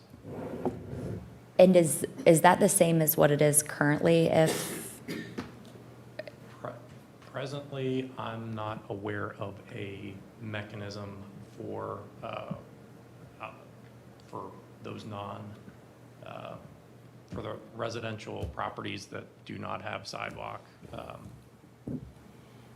okay, Have sidewalk so installed. I know about a year ago, there was on Rocky Fork, we were going to be evaluating, they were supposed to get sidewalks, and then because of the slope, they had to do a study to see the best way to put in the sidewalk, or if it would be on one side or both sides. And that kind of got put on pause to do that study, and I'm wondering where that falls, because I know there are residents who are still asking me about when their sidewalk is going to happen. And so I'm not sure if, are they under the assumption that the city is just going to be building them a sidewalk? And now we're going to be going back and saying, actually, you owe us for 50% of this. I'm just trying to figure out where that would lie. So as written, it would be, they would come up with the 60% signatures, and we would come up with the associated cost, and they would cover 50% of that. And look, this is open to council discussion here. If putting in sidewalk in areas where sidewalk doesn't exist, if that's a priority of council, I mean, we can look at it. The nexus or proposition of rationale, if you will, is when the original development went in, it went in without sidewalk. So as the property carried forward, and when a subdivision's built, you intrinsically are paying for the cost of your water, your sewer, the roadway, and the sidewalk that went in with your property. So you're paying that cost of the sidewalk. Where sidewalk otherwise did not exist, they did not incur that cost over time. So that's kind of the logic rationale. But understanding getting the connectivity is a worthwhile effort. So open for whether or not that's something that council wishes to pursue with city covering more of a cost in those instances. Director, just for clarification, so if we are doing a street rebuild under this proposed new approach to the sidewalk program, and we're doing a street rebuild on a street without a sidewalk, the city would bear the cost of putting a sidewalk in? The city would go to those residents and provide them the opportunity. Do they want to have sidewalks installed in their neighborhood?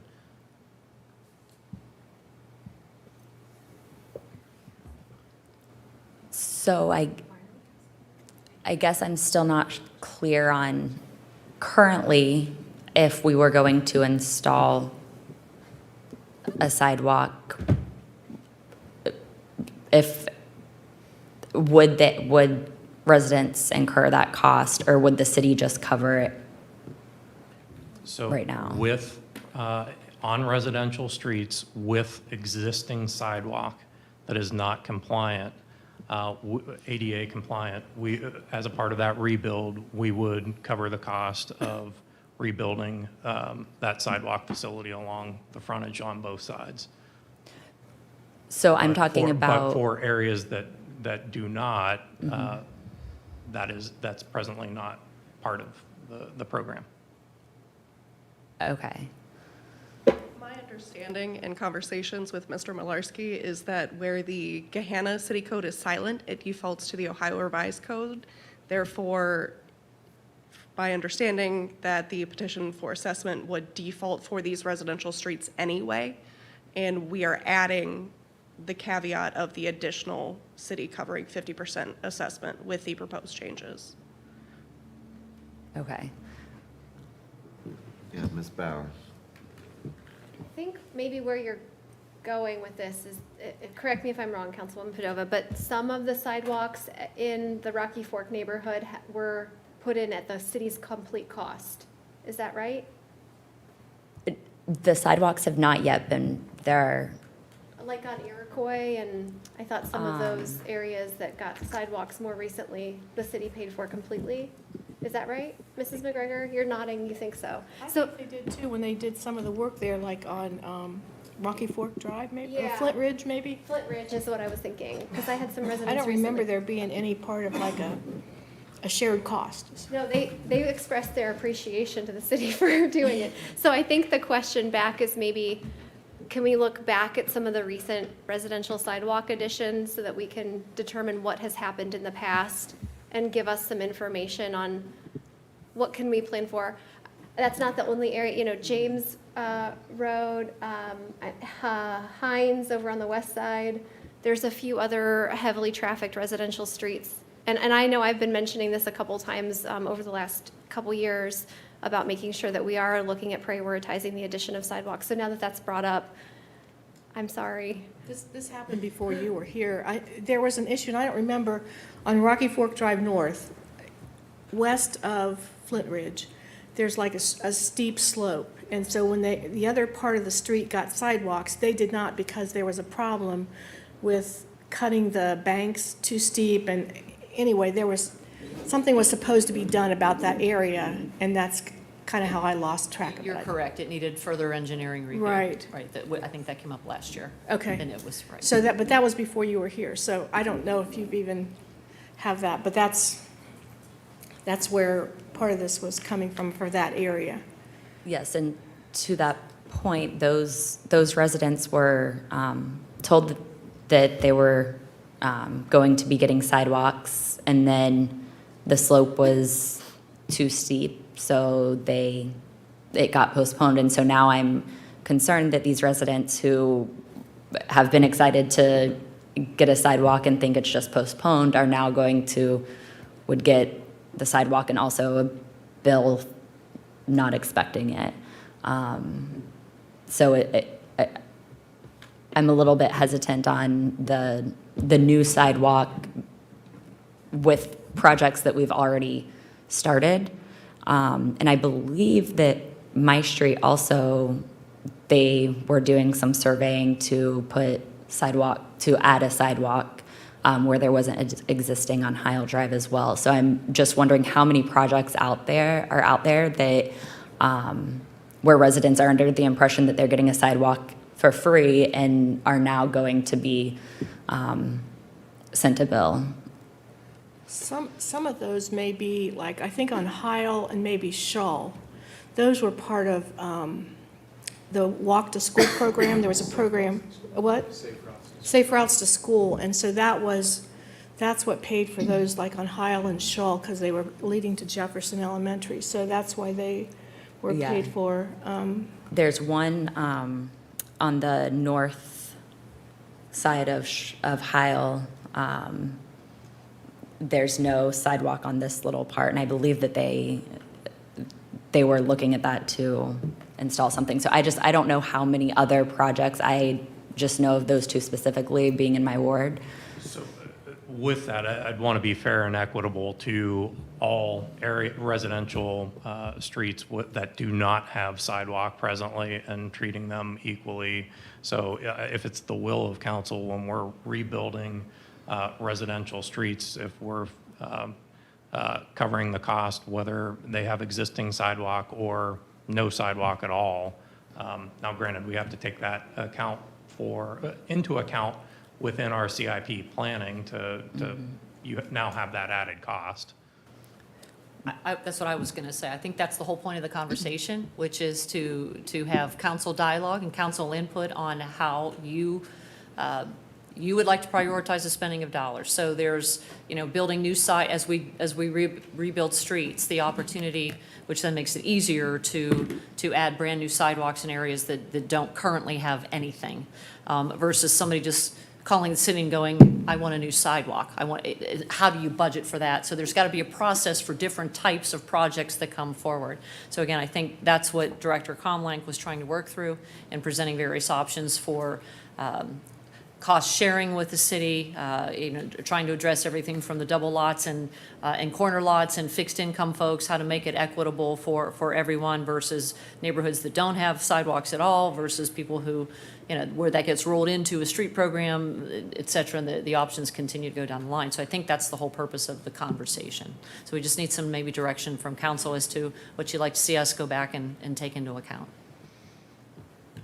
Do you remember, was the one on Rocky Fork North, was that, they thought maybe they wouldn't even put a sidewalk on the north side because there's one on the south side? If I remember correctly, it was part of that issue, you're right, it was slope, but then I thought it also had to do with the width and even the room to put a sidewalk in effectively. Right, because it's a heavy slope. I know that we did on, it's off of Ridenour Road. There was a sidewalk supposed to go all the way around, but it wasn't practical to put it, so, and it's not a heavily used area. It's not a real populated area. So they just put a sidewalk on one side. It goes around all the houses, but on one stretch, it's only on one side because it just wasn't practical to put a sidewalk with a limited use and the encroachments they had.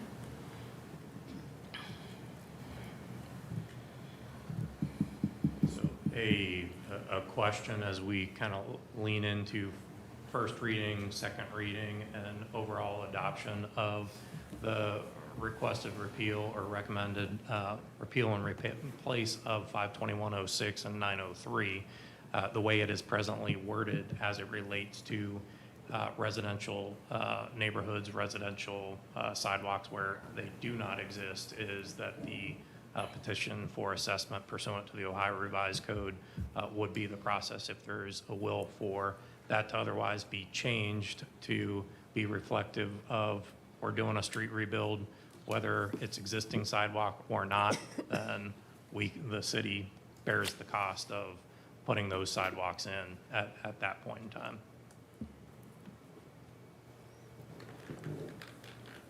Yes, Mr. Schnetzer. I certainly understand the administration's position. I think a key point is when you had said that you sort of implicitly pay for it when you move into the neighborhood. So I understand the justification for where it's at. There's been some dialogue about changing that approach here, obviously, in recent minutes. One thing I can't do is make a decision in the absence of some additional information or data. So to the extent that you all can come up with some sort of an estimate of what the dialogue is proposed here of the city covering the full cost or cost sharing or whatever is ultimately agreed upon, I would need that in order to make an informed decision. Can I ask? Yes. So the two things you're asking is a sidewalk replacement within a street rebuild, or a sidewalk, not a replacement, maybe a sidewalk build within a street program, or a sidewalk build outside of a street rebuild program. Like if there was an area and they just decided they wanted sidewalks, that would maybe be the petition, where they had to petition and we'd pay part. Whereas if it's part of the rebuild, could those be two separate things? If it's part of the rebuild, because we don't have to rebuild every street. I mean, that's... Eventually, we'll get around to rebuild, but of each of the roadways, but it's going to be a long time. Right. And do people want to wait that long for sidewalks? Correct. So that's... And I know in our neighborhood, they wanted, it was before we moved there, but they wanted other than the Cobra head lighting in our neighborhood. So they got enough signatures of the neighborhood, 60% or something, to petition for decorative lighting. And so then it was assessed to the property. The city put those in because we didn't have street lighting at that time. So when they put the street lights in, then they assessed each parcel owner with a portion of it over a period of time. So I mean, I know that process is probably similar to what you're talking about, the assessment and petition part. So I think the only way of going about that to come up with hard figures is to look at all of our residential streets, see the areas that do not have sidewalk, and come up with the footage or mileage of sidewalk that is absent, and at the $400,000 per mile of facility, come up and derive what that cost is. But then it would have to be programmed in with rebuilds over time. So I assume with the coal, was that the study that was done? You have, I guess, a map or some idea of what that We are, would be a lane mile? we've captured the raw data on the defects. We'd have to look to see where there are holes in that data that sidewalks otherwise do not exist. Would the will of council be to look at both residential and commercial streets where sidewalk is missing, or just residential? I think it's both, because like with Morrison that I was just talking about, it's light industrial and there's residential, and I know that there's pedestrians that use that right away. So I think there's probably very limited areas of Gahanna that are commercial in nature. And maybe we exclude 62 because we know that that's a multi-jurisdictional issue. But if we could. West Johnstown Road's another area. Johnstown Road, yeah. I'm sorry. West Johnstown Road's another area where there's a lot of pedestrian traffic. Right, I guess I was thinking up 62 to the northwest corridor, because we've identified that as a multi-jurisdictional issue that's on the radar of Franklin County engineer at this point. And so we understand, we know that there are sidewalks up in that, on that stretch. But yes, to Mrs. McGregor and Mrs. Angelou's point, I know that West Johnstown has also been identified as a priority area to add sidewalks, because we have more and more there's more apartments that are going in there, And lots of children. and lots of kids and. And lots of cars. And no place to walk on it. So that would be an amazing first one that we should probably do. It's difficult. So just, I guess my question is somewhat related to this, is how that would work with are you able to still come up with numbers with the requested cost, I guess, per mile of sidewalk here for multi-jurisdictional areas, for example, where there's a county road, but residential area that wouldn't necessarily fit into the strict commercial parameters? If I'm asking the right question. I don't think, maybe I'm getting a head shake, so I don't think I am. You didn't get one for me. Well, I thought the question from Paige was, and I'm sorry, I just lost your last name, so I apologize for the informality, that is the ask from council to evaluate the total mileage in residential, commercial, or both? And so my response was both, but I understand that it may be appropriate to exclude multi-jurisdictional state routes, because there's so much, that's not something that we can do independently, if that makes sense. Got it. Mr. Schnetzer. So obviously, this is mushrooming. It's a tricky. Yes, I've kind of lost track of what all we're asking for. Well, and unfortunately, I'm not going to help anyone here, because the one thought that popped into my mind as we were talking about 62 is and I dare not call it a study, because that has a certain level of formality to it, but at least there's been an examination of whether or not a multi-purpose trail would make more sense. And there's been a number of those sort of connector trail, again, what I'll call examinations. And those would presumably be constructed in lieu of a standard sidewalk. Correct. Okay. So we're not giving you much, we're not doing you any favors. Well, can I kind of, I'll try to get us back to what the original issue on the agenda item is. It's a sidewalk maintenance program. So right now, if we're going to do studies on opportunities in other neighborhoods and roadways and multi-jurisdictional areas that are going to involve engineering studies, we're way down a different path of what this conversation initially started on. So I want to try to get us back to what we need to do of a more immediate nature to be able to address the sidewalk program itself. And I'll just add to that. I mean, again, I understand what was Yep. brought forward and to engineering's point about when you buy a house, the sidewalk is part of the cost. Because you pay a 30-year mortgage, you might not recognize it, but it is part of the cost. And we've had some discussion about, well, okay, if you bought a house and it didn't have a sidewalk, but now you want one, should you pay or should the city pay?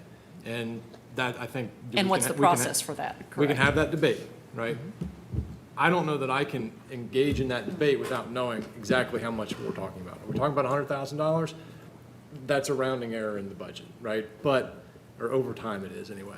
However, then this conversation switches to, I guess, what's fair, right? Those are two distinct conversations. If you're gonna tell me a city paying for every unsidewalked area in the city is, I'll just make up a, astronomical number, $100 million, I'm gonna tell you, no, we're not doing it, right? So I think in order to engage in that conversation or that discussion, we need to have the information in order to do so properly.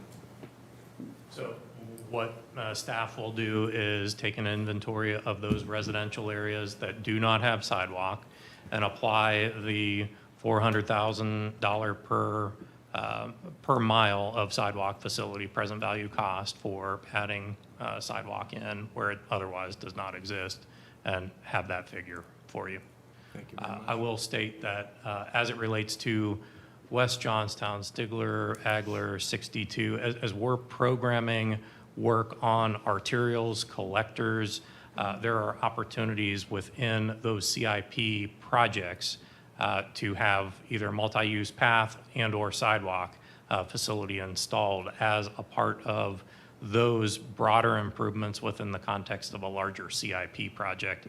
Again, to the mayor's point, as we're dealing with residential streets, a cul-de-sac or, just a standard single-family residential area, the intent is to cover not only maintenance, but how do we get those areas that are not ADA PROAG compliant to a compliant standard over time. And we see the opportunity to do that in the residential areas through the rebuild program. Ms. Padova.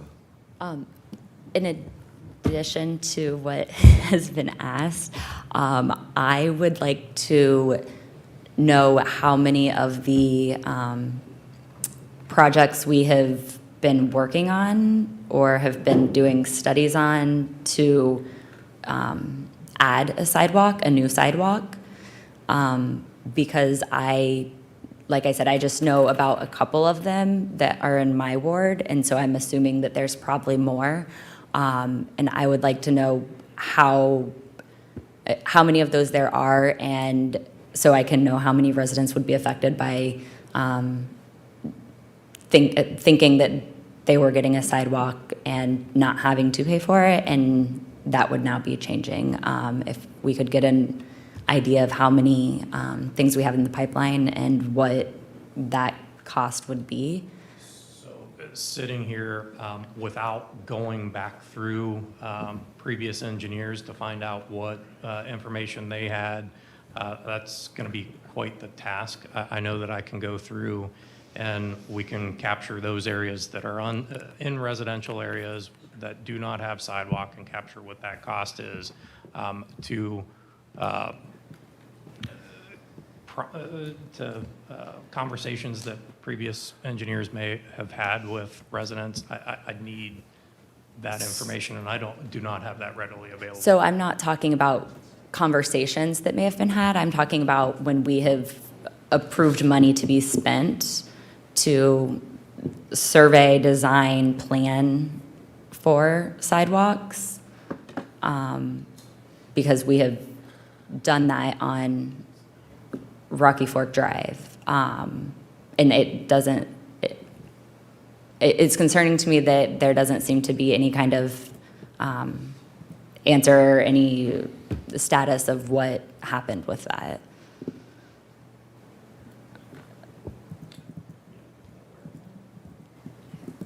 So if I may, want to circle back before the ask before council. We have proposed ordinance that has had a first reading, slated to come back for a second reading and a vote. sounds like there are lots of lingering questions and maybe some questions that aren't necessarily tied to this direct ordinance. So I guess, I mean, it's already had a first reading and it's slated for second reading. So the question is, what do folks want to do with this particular piece of legislation? Yes, Ms. Bowers. Let me ask a question. So, one of the things that I think is a priority, there are several pieces of priority, you know, really high priority to get this passed, and I appreciate what's been done on that. Are there pieces of this that we can table so that the whole thing doesn't get derailed, so that we get the new standards passed and the 50% passed for sidewalk program participants? And then can we come back to like 903.3 new sidewalk, like, for example? Is that, I guess I'd be looking to city attorney and to the department to see if you would give us guidance on what we could amend to table out of this while still passing the most, and not derailing, but still making progress. Is that something that you would be able to work on this week for? I mean, legally, you don't have to pass anything you don't want. You can table anything you want, just legally. Practically is what really matters as to what they need to pursue to continue with the sidewalk program.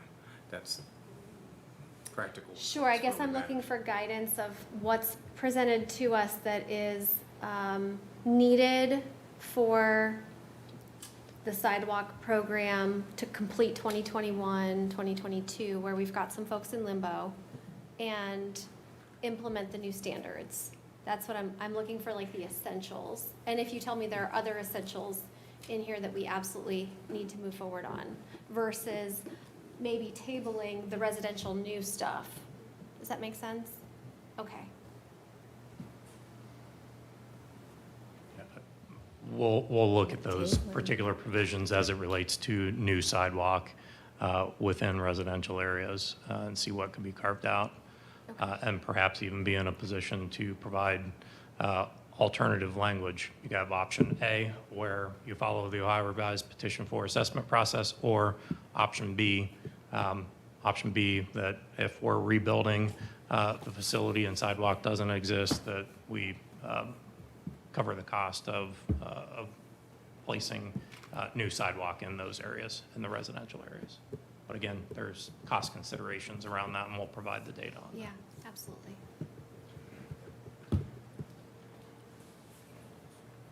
Thank you both.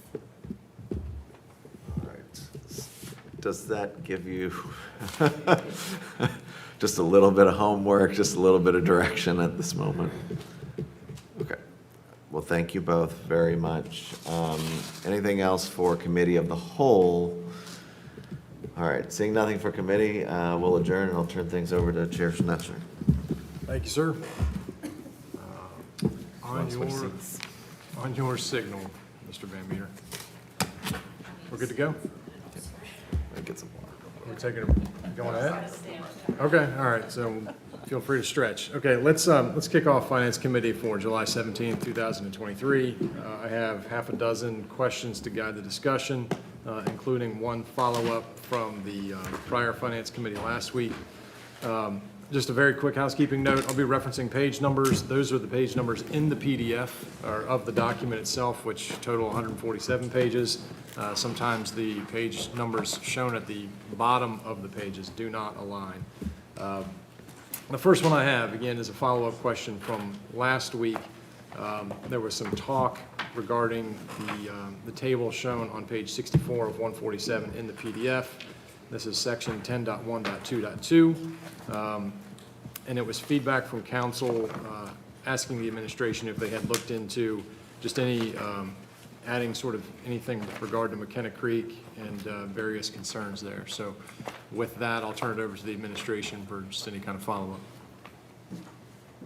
So the staff is looking into the whole riparian corridor, looking at plats, maintenance responsibility, as well as we'll embark on field investigations in regards to having a more detailed understanding of any of the erosion and so forth that otherwise may be occurring through that area. It's going to take some time to go through that. So for the purposes of the 2024 request, we may have an opportunity to present something further within the budget timeframe, or continue to investigate it, perhaps have that as a 2025 project.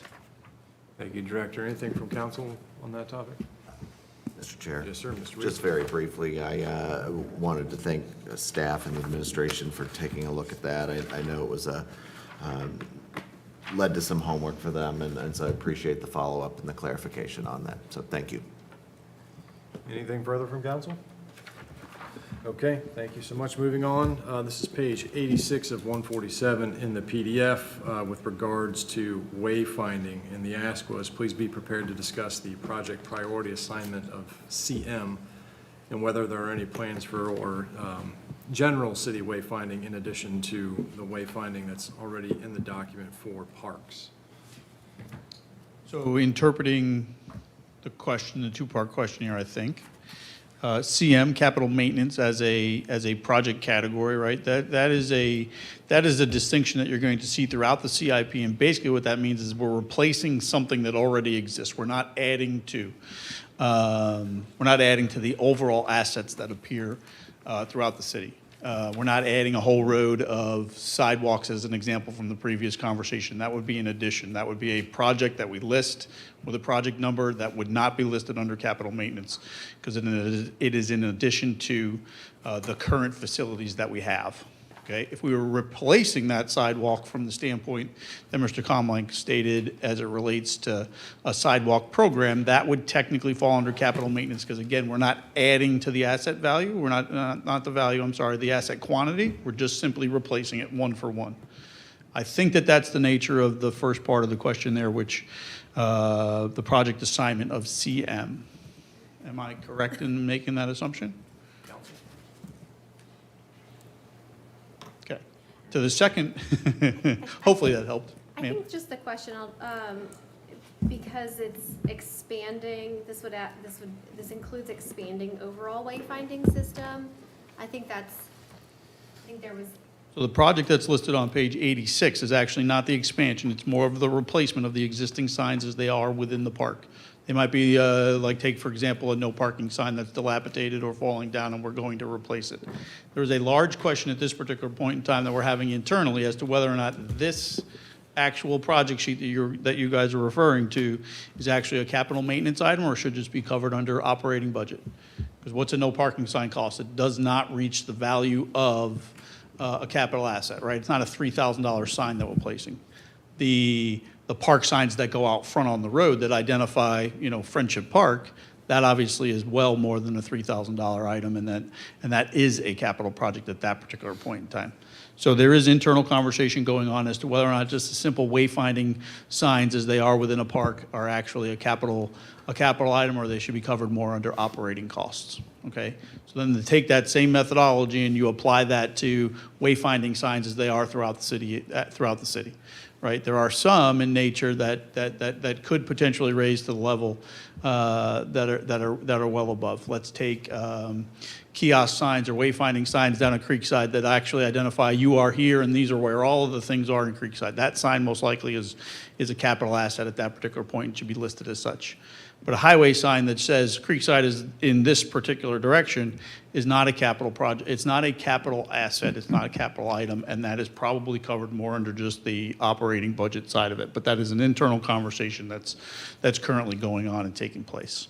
Okay, so much like Tom talked about McKenna Creek, much like I talked last week about the street tree program, right? There are some of these projects that may even appear in the document, that don't appear in the document, the wayfinding one, where there's more investigation going on as to where is it better placed. The document talks an awful lot, it's mentioned in 3 or 4 different places about as this document matures, right? That statement is made. And this is the type of item that we talk about. So as the document ages and we figure out our whole internal processes and the document gets just a little bit more mature, things like this are either added or they fall out and they are covered under operating at that particular point in time. And I covered my last point there already, so. Thank you, Mr. Schultz. Anything from council? Ms. Bowers? Just to clarify. Yes, ma'am. So we have several years ago, and Mr. Schnitzer and those others on council may remember this, there was a brand plan that was kind of moving alongside around the same time that the land use plan was moving along. And that included materials, kind of identity materials that we would use throughout Gahanna. And one of the needs that was identified in that document was wayfinding, additional wayfinding. Correct. And so I just wanted to call that because you asked us to identify things that maybe we didn't see in the CIP. Sure. That we're part of sort of what is the overall, I guess I would assume that since I saw trail signage in a CIP, that I would identify general municipal wayfinding as having, being considered in this plan as well. So I would just wanted to make sure that we had that dialogue, that was something that was identified as a need, and certainly people laugh at the vintage signs when you're entering Gahanna in various locations. So my hope is that we do maybe consider elevating that as a priority project, whether it is internally decided to be in this plan or elsewhere. So. It is, I think there was 2 sheets maybe inside of the CNA that needed better definition, and that's the point where we're at. But no, there are still, there's not a long, lengthy list down on a whiteboard somewhere where the whole bunch of, misfit projects, if you would go, right? No, it's not like that. But there are projects that we are aware of that are identified in potentially last year's CNA, but didn't necessarily make this particular document here because we didn't feel as if they were ready, and this would be a good example of that one. If I could also pigeon on the back of that. Yep. So you're correct. We had the branding project. That is still something that we are working on. There are several projects that are underway right now that will further inform what that wayfinding looks like. The Creekside redevelopment plan is one of those. How Creekside gets redeveloped, what the needs are for wayfinding down there will be largely informed by what happens within the Creekside redevelopment area. The active transportation plan that we're also working on right now, which will identify sidewalks, speaking of sidewalks, or curb ramps, pedestrian crosswalks, trail connectivity, all of that will help to inform what type of wayfinding that we need. So all of those variables right now are still in play that will help to inform what that overall plan is. We also have the Central Ohio Greenways sign packet that has been developed by MORPC. They finally got that developed, but we have to start there. Because that will identify what our trail signage goes like along Big Walnut Trail, so that when somebody's coming along Big Walnut Trail and they're coming from Westerville down through Gahanna, through Columbus, down to Whitehall, that trail signage all looks the same. That's the overall goal for MORPC. We then take that signage and then roll that into what the Gahanna brand is and how we build on that for our own individual wayfinding within the city. So we were waiting for the Central Ohio Greenways to get done. That's done now. Now we can build on that. We have these other projects that will help to inform what those wayfinding needs are. So all of these things are rolling into play. One of the things that is always most challenging is, and I found most frustrating when I got here, is especially coming from the private sector, is you expect things to be done within a matter of weeks or months. Sometimes they take a few years to get all of the other factors into play so that you can do them right the first time and we don't have to repeat them later on. So that's the wayfinding plan is underway. It's all of that information that's being gathered. Also, it's not in the CIP right now because we have to get the plan first and then have an idea as to what the actual cost for the capital investment of that would be. Once the plan is done, then that will show up. That's why we always talk about the CIP being a fluid, living, breathing document. So as we continue to gather information, we roll those things in, that will come to play. Anything further from council? Mrs. McGregor? Thank you for that. That was my comment was, we had the branding project, but even at that, when that was brought up, Metro Parks has a set of standards they put on their signs, and I thought, we have so many Metro Parks that have bike trails and stuff, and there should be, I don't know if they use the unified, what you're talking about, the signage system, but it should be, there's no reason to reinvent the wheel. If somebody's already developed a great plan for wayfinding and a symbol and, the style and whatever, we should just go with that to make it a little more uniform across Franklin County. My opinion. Any additional questions, comments from council on this particular item? All right, thank you all. Moving on to the next one, this can be referenced on page 89 of 147 in the PDF. It's under item PK-24-081, and the ask is, please be prepared to discuss whether any consideration has been given to the construction of additional pickleball courts at city parks other than the one, or the pair, I believe, that exists at Friendship Park. And then there's an additional follow-up topic on fencing, since I believe that is referenced in this particular item. And the question is it possible to increase the height of the fencing along the first base lines between fields 1 and 2 at Academy Park? And I'll be answering those. Mr. Lowe. Our industry and our department recognize the growth of pickleball, obviously, with the development of the spaces that we have done. And we do have many opportunities through our inventory to grow that sport. We're currently looking at underutilized courts and spaces that we can do that with, being fiscally responsible. But as far as a dedicated facility goes, that's still in our visionary list. I apologize, but the master plan did answer that. The residents did say it was a need, and we're addressing it as we can on the short term. So. And then as far as the academy goes, it is absolutely possible. The fields obviously don't fall under any kind of fencing code. And if it is a safety issue, it's something we can do. I do feel that there are other and possibly more cost-effective ways to do it through screening that could provide shade and safety. But to get to the impetus of what the question is, if it is safety-driven, definitely there are things that we can address. I'll tip my hand here a little bit, and this is in regards to Mr. Schultz's ask last week, which was if there was anything that we wanted to see, to please bring it forward. So obviously this was a question that I had penned here, and with regard to the fencing or screening along the first base lines of fields 1 and 2 respectively, you guys are all probably familiar with that orientation. If you're at field 1, your back is to field 2. And so a foul ball comes flying, and we've had instances where people have been dinged in the back of the head, and I just didn't know if there was a way. Now that's much less an issue on fields 3 and 4 because they're further apart, but 1 and 2 are right there abutting the main trail that accesses the ball field diamonds. I didn't know if it was possible through, again, maybe netting, increasing the height of the fence or whatever it was, to perhaps limit the number of foul balls that go sailing to unsuspecting spectators of the other game that's occurring at the same time.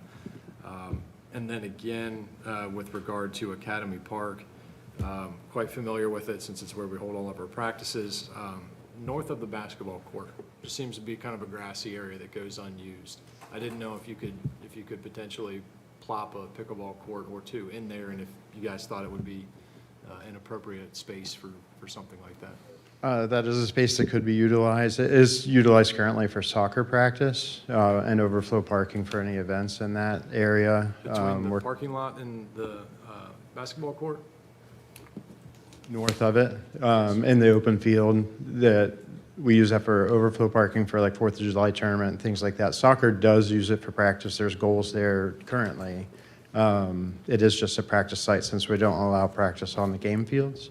That's not to say that it couldn't be better utilized. We are looking at expanding the parking lot there. Currently, it's in design, which would include potentially moving the basketball courts. So a joint effort between basketball and pickleball, I think, is reasonable. I think those are great sports that are married since they're 2 different user groups, 2 different times of the day. Just want to clarify that we are talking about the same spot. If you're expanding parking to the south, then that is the area I'm talking about. I'm well aware of the large open space to the north and west. Oh. I think that's north of 7. So That is- adjacent to the playground is where you're talking. Right there where the basketball courts are at, you have like the main parking lot, you have the secondary parking lot. Between the secondary parking lot and the basketball courts themselves, there's a small, just green, grassy section. Most people just walk through it to get to the basketball courts. I've never seen soccer use it. Not to say that someone doesn't maybe set up a lawn chair and some water bottles, but I've never seen it as like dedicated practice space myself. Yeah, if it's open green space, we can use it. So it'd be establishing, blacktop. It wouldn't, and it's out of the floodway in that area of the park. So even that wouldn't be a prohibitive activity. So Just a suggestion. Anything from council on that? Yeah, Mrs. McGregor. When they built Sun Point Park, weren't they going to stripe the basketball courts for pickleball courts? there was talk of that. We got a Niagara grant for that, and it was written as basketball going in. I don't know that that limits us at all to add that use to the space. Okay. So that's a possibility as well. Okay, thanks. Anything from council on this particular item? All right, thank you very much. So this next item can be found on page 92 of 147 in the PDF, and this is item PK-24-084. Please be prepared to discuss specific items relating to park drainage, particularly as it relates to Academy Park ball diamonds. And again, I'll reference our master plan. We did identify several opportunities with all of our sports complexes and fields and the native drainage. Headley being one of those, Academy is another one. It presents a challenge in the water table and the fact that it's in a floodway. Since you're familiar with the park, you know about the wetlands that are just outside. So you know where the water table is. Any kind of drainage there could degrade those wetlands. So we would definitely need to walk a fine line between what we're draining and what we're not. When that park was built in the mid-90s, there were a lot of swales to the Big Walnut Creek to help with the surface drainage, but subsurface drainage would definitely come with a price tag. It would be challenging. Beyond formal drainage infrastructure, is there anything prohibiting the ability of just maybe bringing in a couple of additional loads of dirt or maybe raise the height of the infields? There is. It's a female-regulated floodway, almost all the way up past the playground. So any substantial, material fill is prohibited without study and permitting. Then I know what to relay to those that have asked me what's going on. Okay, thank you. Yes, sir. Anything from council on that item? Seeing none, moving on. Next item is on page 120 of 147, TR-20-1401. There was a comment that the project overview does not match the title. I'm assuming this will be corrected in subsequent drafts, but I'll just turn it over to the administration for confirmation. Thank you for identifying the very large typo on page 120. Council, anything? No? All right, that one was easy. And then lastly, for discussion here, page 132 of 147, this is item EQ-22-1405. Please provide any usage data that the city may have on file for existing charging stations. And then the follow-up question is, with regard to the proposed charging stations, is the intent that they will be user-paid or will they be city-paid? So I'm still working on gathering the usage data for the charging stations as they are citywide at I think 4 locations. We do know that the charging stations are all user-paid. There is a question that I also have out to the folks who manage those for us as to whether or not those are subsidized in any way. So we'll have follow-up at our next meeting on usage and then any subsidy that the city is currently picking up on those stations themselves. Mr. Little does know firsthand that he does get charged, but he believes that he gets charged at a subsidized rate, so we're looking into that. I do know that from a usage standpoint, just anecdotally, all of the charging stations, when I looked just today, all of the charging stations have been used within the month of July, as an example. To what level? That's the additional question that we'll get the answer to. So the charging stations, I believe the follow-up for that is the charging stations that are proposed for 825, is that correct? So the charging stations that are proposed at 825 were, the same model there is most likely going to apply for those charging stations as we do for the rest of the city. I would say that we did apply for the charging and fueling infrastructure grant through MORPC, so we're part of their collaborative regional approach to improvement on this infrastructure. When they say fueling, I believe that they're referring to compressed natural gas and those other types of facilities, alternative fuels than just regular gasoline. So obviously we applied for the charging stations being installed at 825. That would be, I believe, for what they refer to as level 3 chargers, so superchargers, and then another 4 additional chargers like we have currently in our parking lot here and in other city facilities as well. I believe those are referred to as level 2 chargers. And we do believe, again, that those would be charged in the same fashion that we currently charge our existing EV charging stations. So pending the follow-up for our next finance committee, anything from council on that particular topic? Mrs. McGregor. I know the parking lot will be a lot bigger at 825, but these are like prime locations that I rarely see people at. But I mean, it seems like, could we move them back farther so that people coming in and out of the building would have the access to the closer spots? Yeah, so at 825, the current proposal is that they're actually in the middle lane, actually, of the parking lot. They're not right up against the building, but they're also not up against the roadway itself. That's intentional because it needs to be a regional facility, so it needs to be within a certain number of, I think it has to be within a mile of a multifamily apartment complex or a multifamily complex, which obviously is being built down there at the Crescent. So the facility itself needs to be accessible to those types of folks, which is why we've chosen to put it in the middle of the parking lot and not on either end. And then you are correct, it does limit some parking spaces close up to the building. So yeah, that's being addressed. Okay, thanks. Yep. Anything further from council?